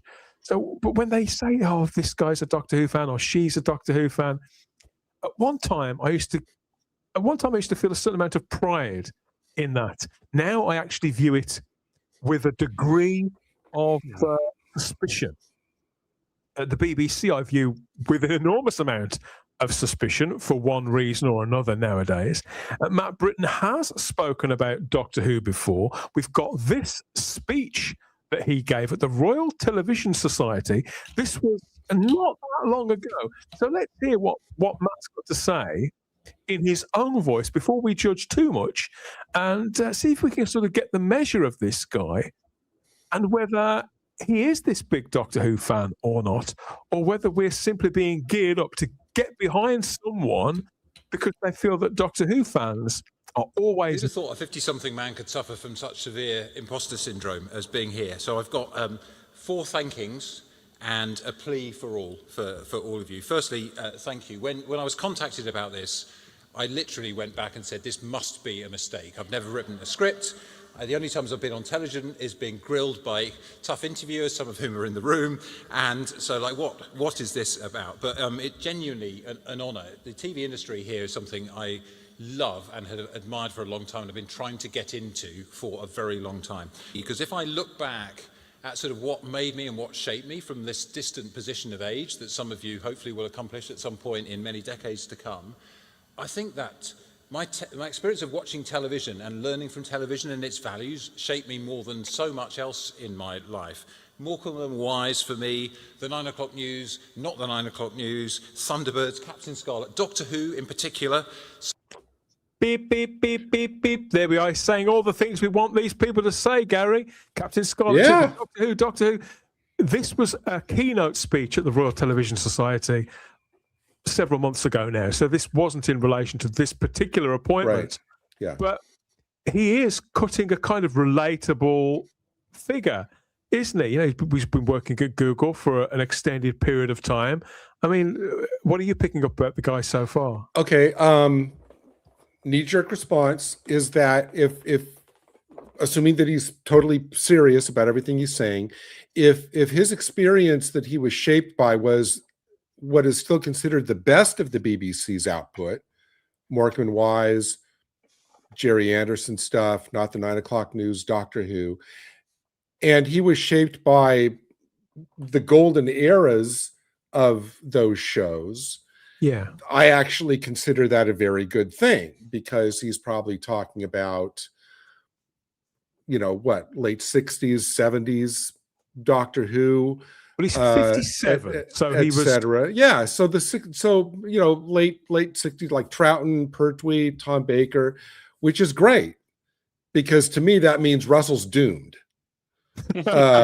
If that's if that's what he identifies as what created his Doctor Who fan. Let's hear some more from Matt Britton, the new Director General of the BBC. Let's see what else he's So got many to say. people who work in tech actually were shaped by the portrayal of science, technology, and those kinds of shows. And the favourite headline I was able to garner as a Doctor Who fan was Google, not Daleks. And I hope we've been trying with Alison Lomax here, who's now like a main stage presenter at the RTS, trying to prove that actually technology and creativity can work as incredible partners if we do it in the right way. And this technology, AI, is in vertical takeoff. It's like an episode of Doctor Who. Over the last 35 years, the World Wide Web has collapsed. That's 3 mentions of Doctor Who. Wow. We've slightly edited this a little, but you get the general gist of it, David. I mean, this is 3 mentions of Doctor Who in very short order. It would seem to be that, I wouldn't exactly dish out the word fan willy-nilly, but it would have seemed to be at the forefront of his mind when he's at a place speaking specifically to an audience that are concerned with television. Yeah. I'm just trying to think about what he was saying. Well, that didn't make sense. Of course it didn't. But yeah. No, where he's coming from. I would say he was a big fan, going on from what he was saying, because you wouldn't keep coming back to it if you didn't know what you were going to talk about. If you were talking about to a group of people who are professionals within television, because you wouldn't want to get caught out by some Doctor Who nerd in the back of the audience going, well, actually, no. Well, no, here's the thing I think that's very telling. Maybe you won't agree. I think that it's very telling that in all these references, he's mentioning Doctor Who in connection with science and technology. Correct. That's it. That's very telling to me. That's why I was thinking about what he was saying, because he's obviously, people will make comparisons to what Google were doing with technology and everything like that, and people would be saying, "Oh, you're evil. You're going to end up creating you're going to be like the Daleks and all this, that, and the other, and everything like that." And he was actually saying, "No. If we embrace technology in the right way," and he's using the comparison with Doctor Who to say, actually, no, we're not trying to create a load of monsters like the Daleks. We're actually trying to work with science and technology in the best possible way. So I believe his references are true. So that can only be, fingers crossed, a good thing. And if he's mentioning Doctor Who, especially in science and technology, it goes away from what Russell was saying about, well, if you're a fan of science fiction, probably give these series a bit of a miss because we're going into fantasy. As long as he doesn't mention CGI dogs, I think you're good. I'd like to know if Matt Britton knows who Stephen Yardley played in Vengeance on Varos. Let's hear some more, from Matt Britton. Space. Do we get? You can now put your content in front of 70% of people on the planet in the palm of their hands in an incredible, intimate way. He's obviously, this is a guy who spent a long period of time, Charlotte, working at Google. Google obviously owns YouTube. YouTube and the BBC are alleged to have been speaking recently about ways in which the BBC presence content can be exploited better on YouTube. I'm starting to wonder if this appointment isn't more connected perhaps with that and the BBC's long-term aims, and maybe an acceptance by the corporation that they are fighting a losing battle. I think it's probably more about that than it is about the fact that he could be a Doctor Who fan. And right now, I think it's possible he could be a Doctor Who fan. It does look that way. But what do you think? Well, I saw during the week that it was rumoured it was him before the BBC confirmed it. And because it sort of jogged my memory to be like, oh God, yeah, there was going to be a new guy basically in the job at some point soon. And I think some of this is the timing and why I think Doctor Who fans and maybe the media is so quick to try and link him with Doctor Who, is because Doctor Who is in that. It's in such a weird state, and we've said this a number of times, but I'm thinking for somebody coming in right now, somebody fresh with different pair of eyes looking at it, how are they going to approach it? I think that's what the sort of the feeling is now with this new appointment, because Davies clearly had no interest or just let the certain characters do what they wanted, and he clearly just let it run without getting involved. So are we going to get somebody possibly who will come in and be a lot more sort of like, nope, here's the line, you're not allowed to do this, or I want this kind of person in the showrunner position? Or are they going to be like a Davies and be very distant? I think that's sort of the questions we've got as fans at the moment. He's elaborated a little, Charlotte. He said that he views Doctor Who as a heritage brand, which is essential to the BBC's international identity. Now, you could say that sounds like just corporate bullshit speak, Charlotte. But the word heritage, I don't care whether somebody's getting that out of a handbook or been primed on it or not. If somebody uses the word heritage, I start listening. Yes. That's the kind of thing, because that's what Doctor Who is. It's part of Britain's cultural identity, and that's one of the reasons why it travels. It's not a word that I've heard used by the BBC, anybody at the BBC, including those actually running it on a week-to-week basis. Never mind somebody who's in the big chair like this. And it's going to, surely this must trickle down. It can't get washed away. Well, like I said, it just depends about his style, his managing style. Is he hands-on, is he not? I think that's sort of the thing that when I said I started to see his name get rumoured and then confirmed, I was like, okay, let's see. Because the other thing that's interesting with Doctor Who at this point that we've got a new Director General right now is they're currently trying to find a new streaming partner. They're currently trying to sort of find their own way again. There's lots of questions, I think more than ever, around this brand when it comes to the running of it. So a Director General is going to surely have to in some way be part of that conversation, you would think, when you're trying to sell to international partners. And like you said, if he's got that digital backing, because that's the other thing, I saw a lot of the news reports talk about him, it was that Google link. And we've said this, if you look at the viewing statistics, YouTubers completely overtaken the BBC, and they know that, and you can see that. And nobody's going to know this better than Matt Britton, aren't they? After spending years at Google. That's my point. I agree with you. I think this is more to do with that. They want his digital background. They want somebody who knows about what do the 20-somethings or the 30-somethings actually consume, because their programming, bar a couple of big hits they get every now and again, is not catering to that. And they know they need to find that audience again. And Doctor Who, if done right, could be a part of that. And I think the other interesting fact I saw about him is in his youth, he was a rower. And that was the other thing that people talked about. And so they were saying, like, maybe he might be a bit of a team man, which would be good for the BBC. That he actually understands about working with others and cohesiveness and that idea.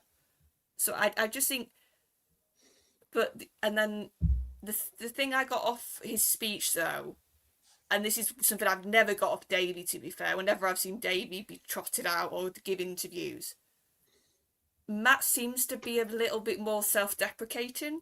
He seems to be a little bit more sort of... He's quite relatable in that clip. Yeah, that's what I mean, and that's nice to see. He's not a And all of it how was can you like say that, a company man. Yeah. He's relatable. a long speech. Yeah, he's not that sort of good chap. Sort of, he's one of us old chaps. Posh. Sort But of. he is. I wouldn't be too seduced by that idea. This guy is Oxbridge through and through. Very much. But I mean, here's very much one of them. But there's a comment here from Woodhouse122 who says he's not the commissioner of programs for the BBC channels, though. No, he isn't. But Woodhouse, this bloke, this is the job. This man, if he decides to recommission, I don't know, Last of the Summer Wine next week, it'll happen. Yeah. So that's what. He sets the agenda. Yeah, that's what I was. That's what I was. The only thing I was going to add to all this is that his management, his personal management style notwithstanding, if Doctor Who and even some of the other shows that he mentioned is special to him in any way, shape, or form, like he loved them growing up, or they mean something, it means something to him, whatever, he's definitely going to have an opinion about how it develops next. His credentials, something that's been spoken about quite a lot, is that apparently in his office at Google, he had a TARDIS-shaped teapot. There you go. There in place, and was, if not teased about it, it was seen as a bit of a calling card of this guy. So this is something that he has incorporated into his professional life in the way that we all do in the workplace or at home. How many times has Simon said on this very show that Doctor Who isn't something that people pursue in a passive way? So I think little things like that, they do speak of something else. And I think it is a reason to at least believe in some of the talk around this guy. But obviously his appointment follows Tim Davies' explosive departure, I suppose. And Matt Britton will be the 18th Director General. Now, the first was this guy. He's a cheerful soul. That's Lord John Reith. He founded the BBC. And in many respects, he also established the notion of public service broadcasting, really, and the balance of to inform and to entertain, I think, is the slogan, isn't it? We still hear now associated with the BBC. And obviously there's no way that Lord John Reith could have foreseen where broadcasting would go. But you could say that being involved with Google, everything you've just said, Charlotte, being more than aware of the way in which consumption of anything that's in a video form has changed, it's going to be invaluable, and it could future-proof the BBC, particularly if they are looking to expand and have some sort of connection, arrangement, larger presence on YouTube. But that will bring with it some problems too, of course, because what it would then come with ad revenue, which of the many arms to the BBC would then do that? How would that all work? Between now and then, I suspect they're going to work a lot of angles, really, to make sure that they can have it their own way, because it is still the BBC. And make no mistake that Matt Britton may have had a TARDIS teapot, but he is still one of them. Executive Director at Sainsbury's. He sits on the Climate Group board and has done for nearly 2 decades. He's been a member of the Media Trust as well. The Guardian Media Group, he's there too on their board. And just as Charlotte said, he was part of the British Olympic rowing team all the way back in 1988.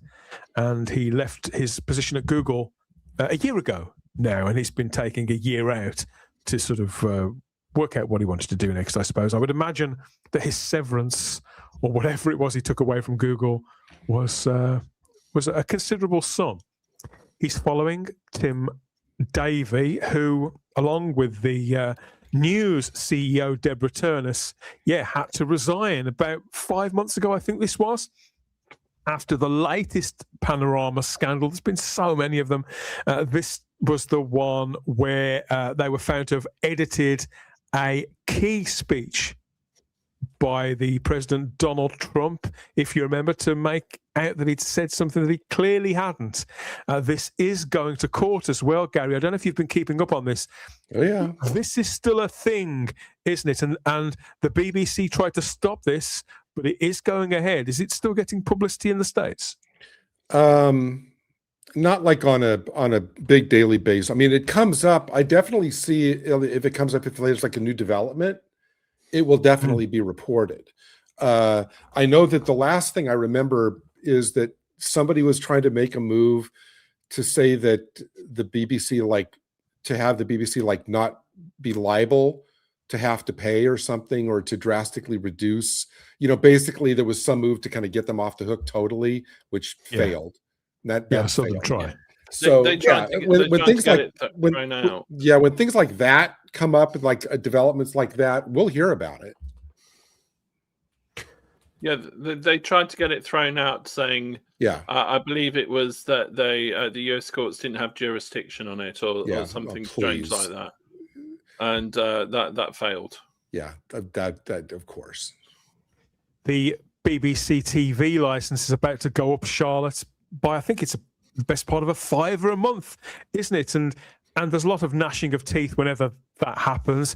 It went up last year too.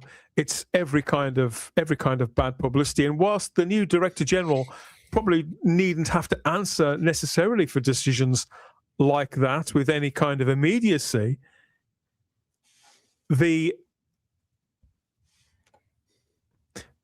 appetite from the public for everything that the BBC kind of represents, their entire business model, simply isn't there anymore. How much of a priority is Doctor Who going to be? Just one show, when there's so much systemic that's wrong with the corporation, I think is what I'm thinking. Yeah, and I think that's a very good question, because if there was just a couple of issues at the BBC, you could go, oh, maybe our show would be top of the list. But when you've got basically a massive trust issue with your group, with the name the BBC, people just don't know what, if the BBC puts out a news programme, if they do a panorama, if they employ certain people, are they telling us the whole story? We've had a multiple account, different presenters that we have been told are these upstanding, trustworthy people, and then we find out they've done these horrible things, or they've been accused of these things, and the BBC knew about it, or they didn't know about it, and it's just so messy. And I think that's the problem. This guy coming in, I think his top priority is going to be an image revamp to get the BBC back on, and that's going to be, that's not going to be quick. That's going to take time. It should take time if it's done right. We don't want a hash job. We don't want a quick job. We want departments, we want the people at the top to get properly sort of seen. Are you doing your job? What have you done recently? That's the attitude this guy needs coming in. And I think with Doctor Who, I know because it's our show and we love it, we want that to be fixed straight away. But there's other stuff. And I think in general, and I do have to go in a minute, I think he needs to look at a lot of programming issues as well. That's the other thing I think Matt's going to be on his docket of. Well, the role of the Director General is the Chief Executive and effectively an Editor-in-Chief, which implies a journalistic kind of background, a pedigree, a pecking order, if you like, a system of putting together programming and putting it before the license fee payer that lines up with journalistic integrity. And you think, okay, well, That's fine if that's how this works. But it's also been announced too that Matt Britton is the first ever Director General of the BBC with no experience of any journalism whatsoever, be it in television or in print media of any kind. Even at Google, he wasn't involved in any journalism whatsoever. It was all technology, Charlotte.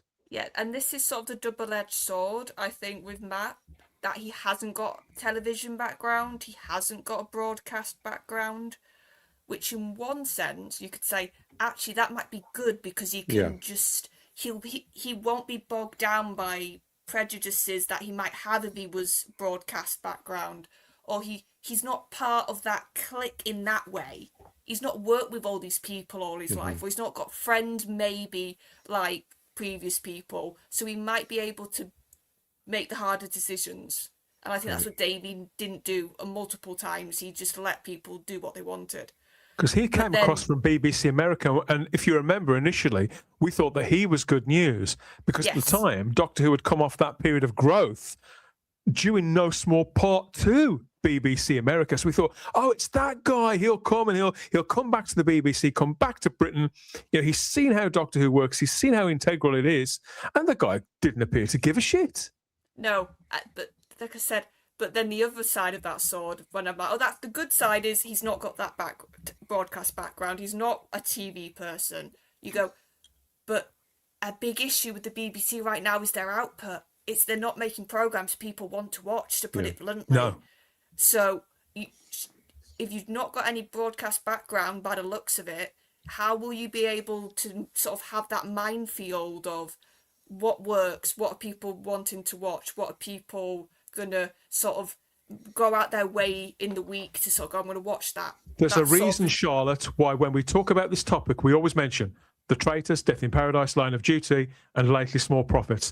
That's 4 hits in 10, 12 years.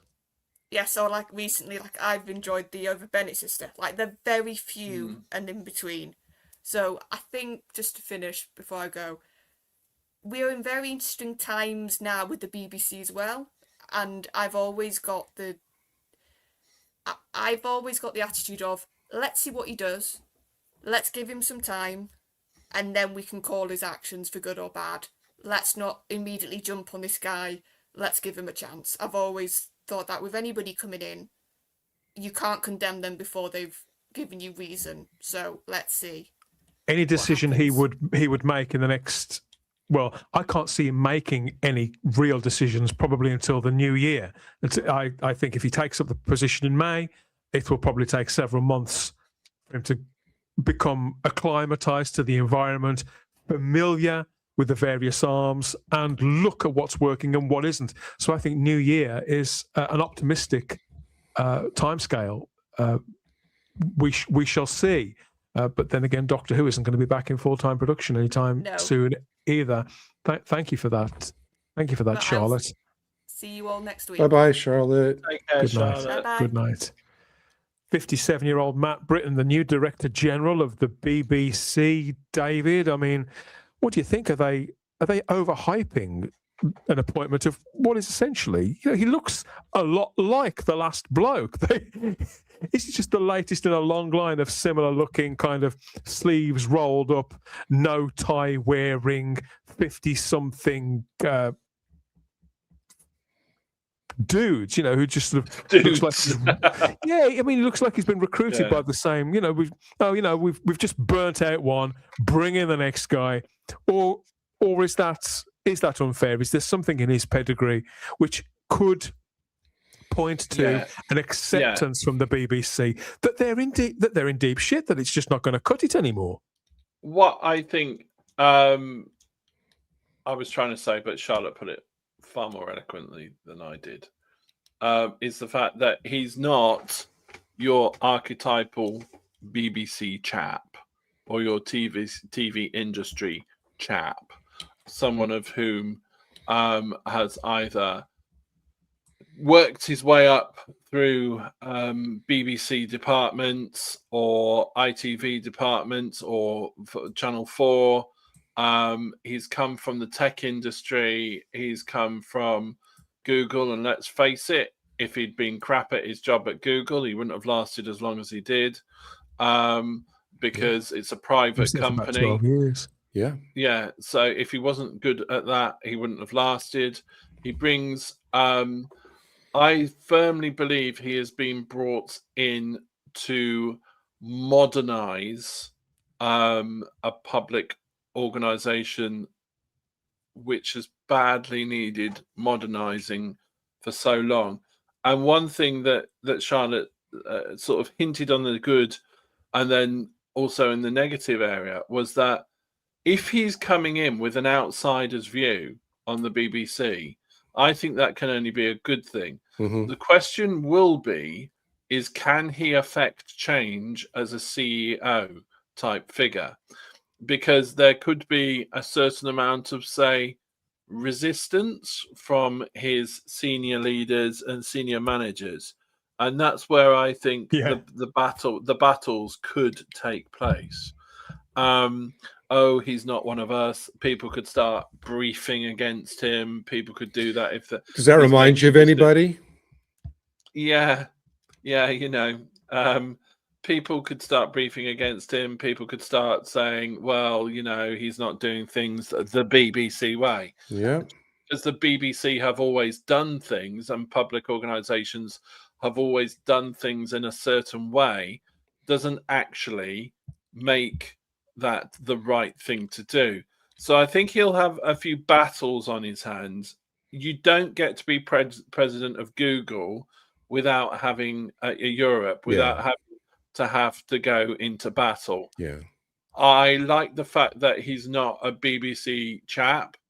I like the fact that he's come from private industry, which is a lot tougher and a lot more ruthless than publicly owned things. And if he's coming in from the perspective of a viewer, of somebody who is saying, well, it's a heritage, things are heritage brands, things are really important, things may have lost, that says to me, things may have lost their way, then it's a case of, right, okay, so what are your policies for commissioning programs? What are you looking for? Well, actually, no, change this, change that, change this, make it more relevant. At the moment, I think that they have to look at the case studies which have made the BBC, certain elements of output of the BBC very popular. BBC 3, BBC 6 Music, Radio 2, 5 Live. You can't touch Radio 4, apparently, because there is outrage if you do. And I think he's been brought in to say probably streamline things, whereby you might have 3 or 4 people doing the job of you know. Well, they really don't like that. No, one or two. No, I know. All those middle managers on the gravy train. Well, what will they do? And if you look at the fact, the way that a lot of public organisations have done, they've actually cut the numbers every time they've had a redundancy round. And I know this because I have friends in the BBC of whom do the jobs. Every time they have a redundancy round, it seems that they cut the number of people who actually do the job and install another tier of management to oversee the redundancy. So if it can streamline the sort of like bureaucracy levels of individuals and go more into employing people to make good content and make good programming, then I think they have a chance of turning the sort of like great big huge oil tanker around. And I think it will need it needed somebody like this, and it will, you know, time will tell whether or not he is the right person. But I think it needed somebody to come out from a rather successful, ruthless private industry into a public organization that is, let's face it, struggling, is in the politest way, to say, look, you've got to start working differently, and this is how we're going to do it to improve what we're doing. Yeah, we've got to turn the ship around, and I really hope that he is able to do it, and that he is able to move on people who are resistant to that change. It's not a case of reinventing the wheel. I don't suspect the BBC is resistant to change at every junction, Gary. No. And it's not that I'm trying to portray this as particularly good news or especially bad news. My belief is that the teapot story is sweet, and it's nice to see Doctor Who mentioned with genuine affection. He wasn't faking that. No, I mean we'll see where we are in a year's time. You're taking the right kind of like wait and see attitude. You're like, I think, Dan, what I hear you saying is like the proof will be in the pudding whenever that happens, whenever he starts making decisions which give us an indication of what type of director general he's going to be, then, because now it's all theory and hopes. But when he starts kind of, moving the pieces around, I mean, even if it seems to me that even if he does nothing else other than, I grew up with the BBC when, it was filled with shows like A, B, C, D, and they were all hits. And the BBC was the driver of culture because we could churn out hit after hit after hit. Why can't it be that way again? I want it to be like that again. Even if he does nothing else but just have that vision of, pulling the Titanic around and getting it to be the way that he remembers in that golden age, unless somebody can say, here's why that can't happen, he's going to say, okay, well then how do we make that happen again? As much as I'd like to sit this guy down in a sort of mastermind chair, turn the sort of spotlight on him, and there you go. Really interrogate him about Doctor Who and all that kind of thing. The truth of the matter is, the priority, I think, has to be for me, and I think it will be for the general public, is what does he think about the funding model? I've said this over and over again. I won't keep repeating myself, but I want the BBC to ideally survive. I believe it can be restored, but I believe that the only way for the BBC to ever thrive again, to be competitive, to be viable, is that it needs to be defunded. And it's the cowards at the BBC not embracing that is causing so many problems. So I'd love to know what Britain has to say about that. And in all fairness, Doctor Who fan first and foremost, of course. When I hear his answer to this question, Gary, then I can start looking at him with a little more generosity and seeing how serious he is really about how he feels about the license fee payer. I don't have a license myself. I would consider getting one under the right circumstances. I would consider becoming a BBC subscriber if they were a Netflix or an Amazon Prime. I would look at that prospect equally. If it was seductive enough, I would subscribe. And I would love to know what his view on that is. I can't see that. I have to think that he's going to have to come out with his position on that much sooner rather than later, because just like you, that's the top of people's minds. So there's no way that people are going to wait months and months and months and months after May, when he's officially in the position. That's got to be one of the first questions that comes up to him. With annual increases, even the people who don't care long term, David, when they know there's an increase annually now, or there has been for a couple of years, that's going to be the first question that they ask, including people in the live chat. Matthew Pounder simply says it's the BBC. I don't trust any of them. But at least here they're employing somebody from outside. So you think, well, that could... Why go to somebody who's not a journalist? Any qualifications whatsoever? Well, maybe this will be a real ringing of the changes. And Stephen Braddock says, you don't think with his appointment the BBC are trying to mend bridges or gaslighting fans. The truth of the matter is, I don't think the BBC really care whether he's a Doctor Who fan or not. I think it's something that the media have latched onto, and it would probably have been in the press release, David. It's like, oh, big this up a little bit. People will like that because it's warm. It's, oh, you know, he grew up. He's 57, so it's quite likely that he did grow up watching Doctor Who, and his children probably watched Doctor Who as well, like 20 years ago. He'd be around that age, and the fondness could come through either or both of those arms, which a lot of people are going to be are going to relate to, whether they're fans or not. I think people will relate to that. We've got Bill Silver says, with a fan running the BBC, how about the corporation subbing Film is Fabulous with a nice big sum of money? Bill, I don't know where you are, Bill. Film is Fabulous is a registered charity. It just doesn't work like that. The BBC is a public service broadcaster, so they're very different things. Film is Fabulous. Now, we've covered them extensively, and we will be again in the coming weeks.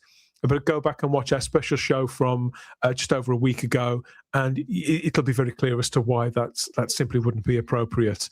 Support Film is Fabulous, of course. The link is in the description. As always, every single edition of Type 40 and Type 40 live. It would be wonderful if we had a golden future of Doctor Who to look forward to. That's Stephen Braddock, of course.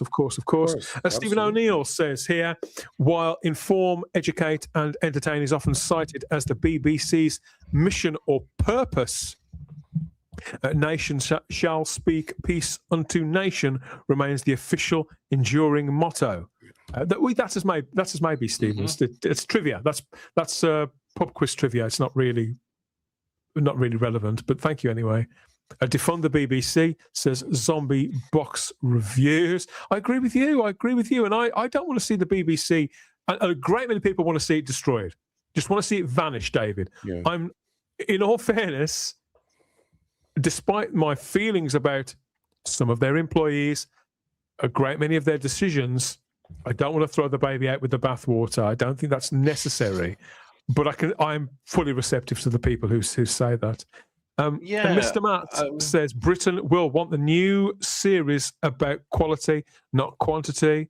He's into quality, and people want that, not more of the same long seasons. So Mr. Matt believes that with a technological background will come that sort of forward-thinking mindset and an acceptance of some of those harder realities, despite the soft language and the kind of the warm appeal of somebody who's a Doctor Who fan. What are your thoughts? I absolutely have no idea how he's going to go. I think it will look, if I come to the defund situation first, I think he's also been brought in to look at possible new funding streams. I don't agree with the defund the BBC motto. I think that there should be reform on the BBC funding. I think that we're still having a century-old way of funding the BBC, and I think that needs to become more relevant for today's age. With respect to programming, I think it will be very much a CEO obviously takes a sort of like they capture across, take a sort of holistic view and have the visions and everything like that. I think, yes, there will be, if he's coming in from Google, I think there will be a big sort of drive on quality. I also think there will be a massive drive on fact checking and making sure that what you're putting out is actually right. Yep. Okay, and not doing those little edits. All that due diligence, didn't they, within journalism? Yeah. It's strange that we have to now look outside that sector for somebody who would represent those principles. Yeah, and I think there's an issue with the way that I think if people have been that BBC chap or that BBC lady and have come up through those things, it's sort of don't worry about that sort of thing. Nobody will notice. sort of thing. We can get away with that. We can get away with this. We can cut the corners here. But if you cut the corner on a piece of Google technology and it doesn't work, the stock price of Google goes through the floor. Yeah, and he's not going to have any like patience for any of that. No, he's going to want things to be right. He's going to want to make sure that there's no embarrassing sort of areas for criticism. He's going to want people to do their jobs correctly.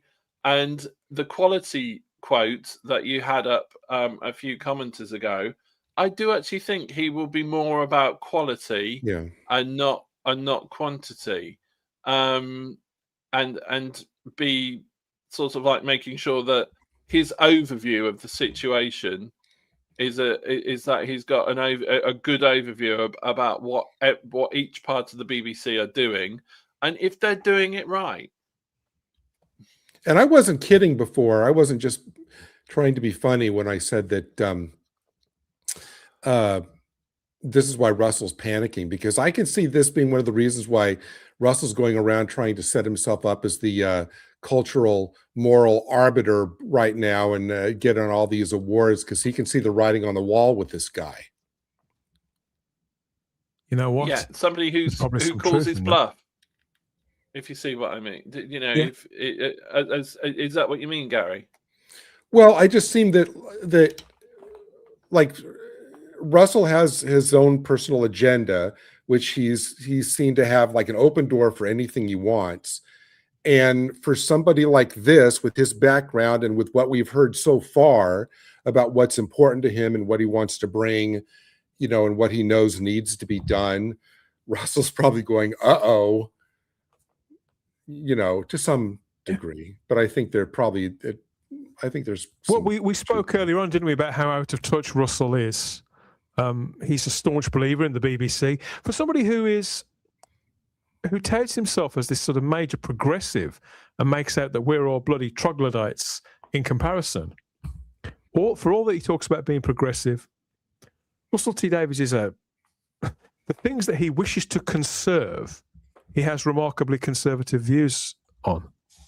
It's almost as if he's only interested in conserving his own power base. Well, yeah, I mean, to some degree, I think Russell, I'm sure, thinks that,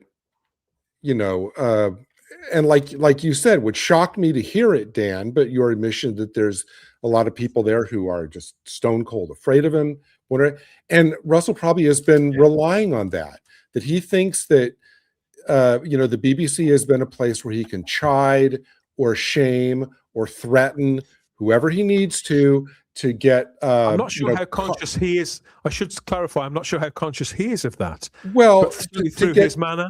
I'm not suggesting he's guilty of any kind of impropriety. No, I'm not suggesting he's like kicking doors in or sending abuse of any kind. No, but the way that he makes people feel and the way that he wields his authority and his genius, if you like, clearly puts people on edge, makes people believe that they can't speak their mind. Yeah, no, I'm not suggesting that he sends in like Moose and Rocco, like 6 foot tall guys in black suits to kind of say, Mr. Davies, don't like what you've been doing. I'm not suggesting that.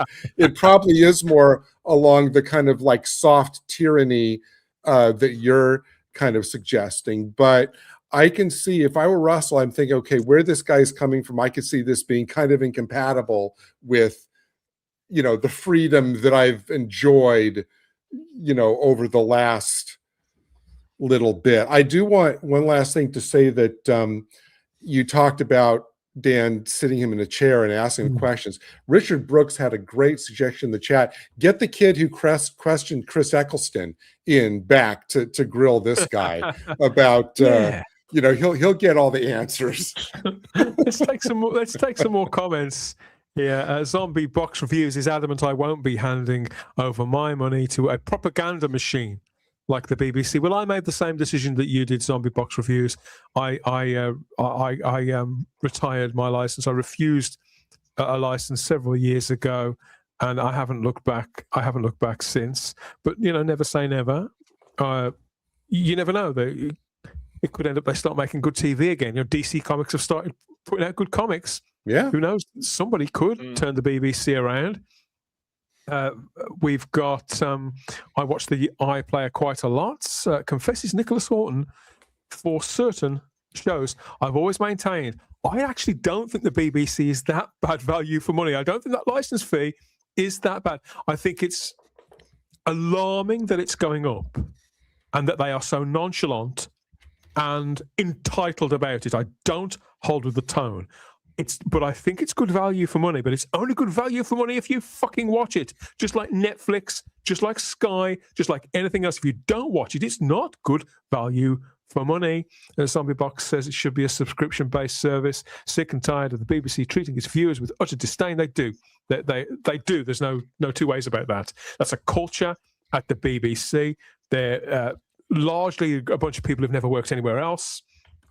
And they are getting high on their own supply, absolutely, constantly. Look for some more comments.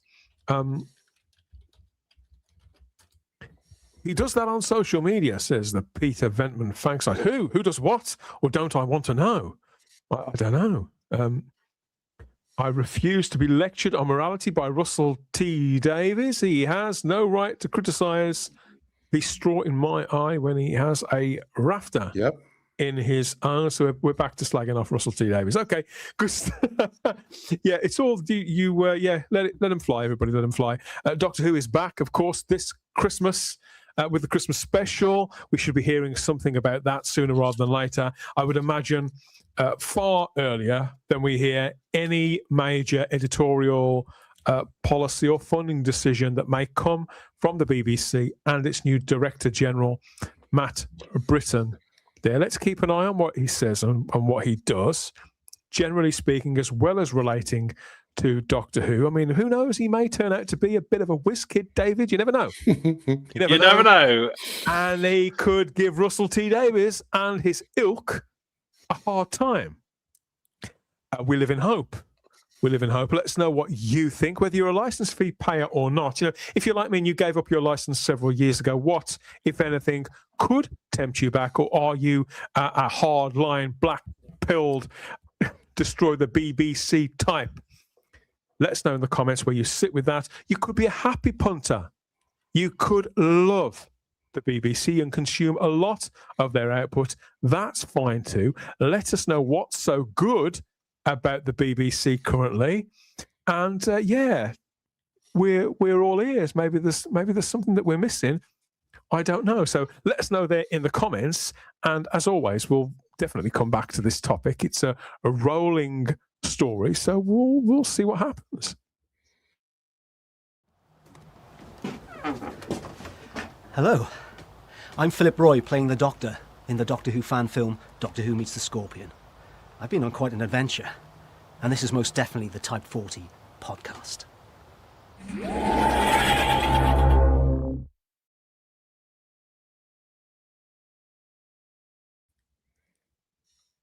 Who knows? Who knows what the future holds?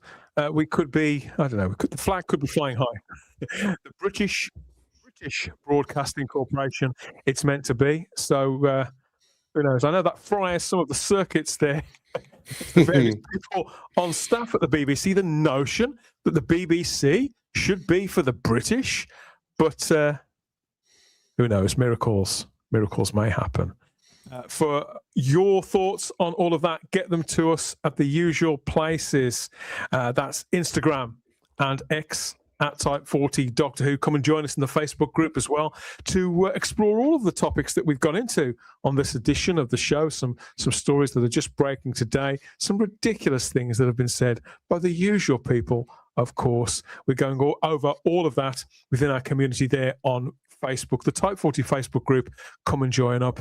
If you've got any other comments, any feedback, any suggestions, get them through to us through SpeakPipe, as always.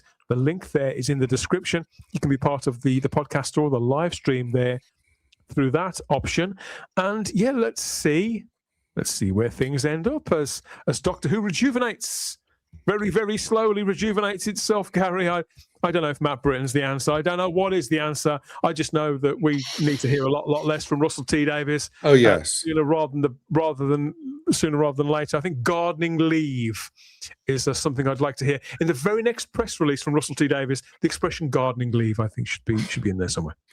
I mean, to me, these days I kind of categorize him as somebody who's standing on a milk crate on the street corner, yelling at cars as they go by with his cardboard sign. Yeah. That's kind of what I think Russell T Davies has kind of devolved into. Certainly not somebody who, I mean, we've I think given an appropriate amount of limited time to acknowledging kind of what he's said and what we've talked about it. But I think in terms of going on and on and on and on about breaking down what he says over the course of hours and hours and hours and treating him like he's Epictetus or Marcus Aurelius, you know, where everything he says need to be broken down and analyzed ad nauseum. I don't think no, he's not. I mean, you know, acknowledge what he says, acknowledge he's kind of a loon now, and keep moving. Yeah, you know, a gobby twat is a gobby twat. Doesn't matter what they do for a living or what they've done before. Is how I have to look at it. I mean, we're interested in Doctor Who. That's priority number one. We want a situation where various individuals, through working together with the audience in mind, can make this commercially and creatively viable again. It's not hard. It's not hard to work out. And yeah, part of the fun in punditry is that it's not our problem, is it, David? But we do have a right to voice these opinions, whether it's here on YouTube through content creation, whether it's on Facebook or Instagram, or God forbid, over on X. I've gone into that in some detail. You mean that hate place, Stan? You mean the hate site? If you're a user of the hate site, if you're a hater, you know, people are really down on hate. Hate is an emotion, just like any other. It's not that I'm saying it's one that people should give into, but there's a reason why people have respond in that way, have a hateful reaction to something. It's oftentimes it's because of that which has been sent their way by Muppets like this guy. So again, let us know what you think, and come and vote in our polls in the Type 40 Facebook group. Catch up on previous editions of this show where we've given Russell T Davies a hard time. It's not the first time, but there has been occasions where we've said nice things about his work, mostly stuff from the past, but nice things, and you'll find those in the playlists as well here, alongside our rolling news coverage and our various deep dives into I don't know, seasons, stars, stories, whatever. That's all there, as well as our out of the box responses, reactions to breaking news stories. All of that's in there in the playlists. And there's the Type 40 podcast across all major podcatchers and at our home feed, type40.podbean.com. Covered more ground than we thought. We did. The whistle and get a bite of something, David. You know, it's been good. It's been good. I feel like we've talked it all out. I think we may not have all the answers yet, but I think we've certainly given them a few notes to look at in the coming months. Absolutely, and it's been emotional. And I'd like to think that Russell was a big enough character that he could take respectful discussion about Doctor Who, and also whether we like it or not like it. So. David, you're so funny.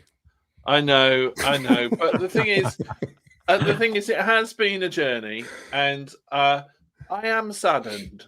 I actually have my final thought is that I am saddened because I was looking forward to Russell returning to the program, especially after the Chibnall era, and I'm disappointed with what has occurred over the last sort of 3 years. And when it comes for his time to reflect upon it, I do hope he does reflect upon it and think, well, and be truthful about it all. But some people can do that and some people can't.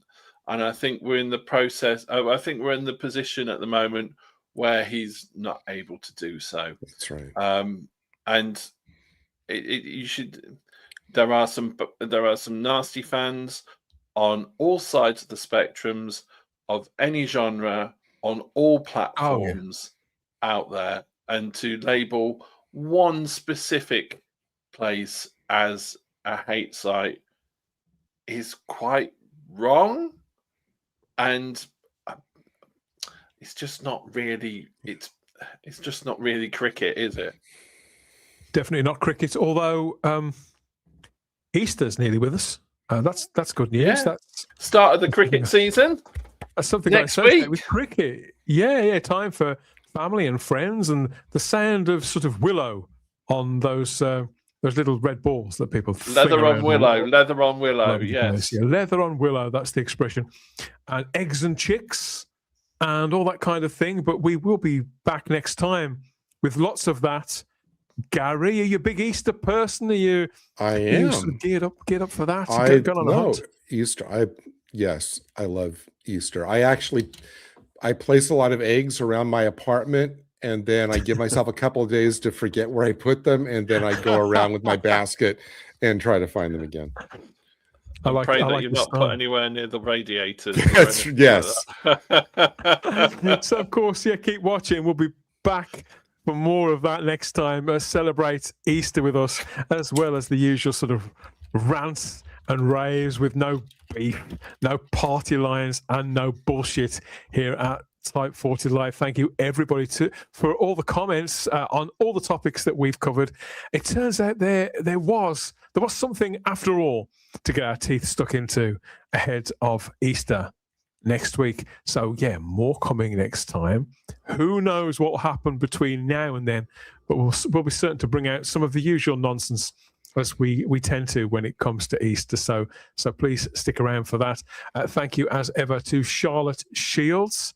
She's probably all tucked up nicely in bed now, dreaming of is it sort of 8 or 9 days until Easter, thinking about how many Easter eggs she's gonna go out and find. I don't know, but thank you again to Charlotte and to Luke as well. Safe travels, right Luke. there. I know he's come back, Luke. Right film there. Festival, I think he is. Yeah, yes. We will.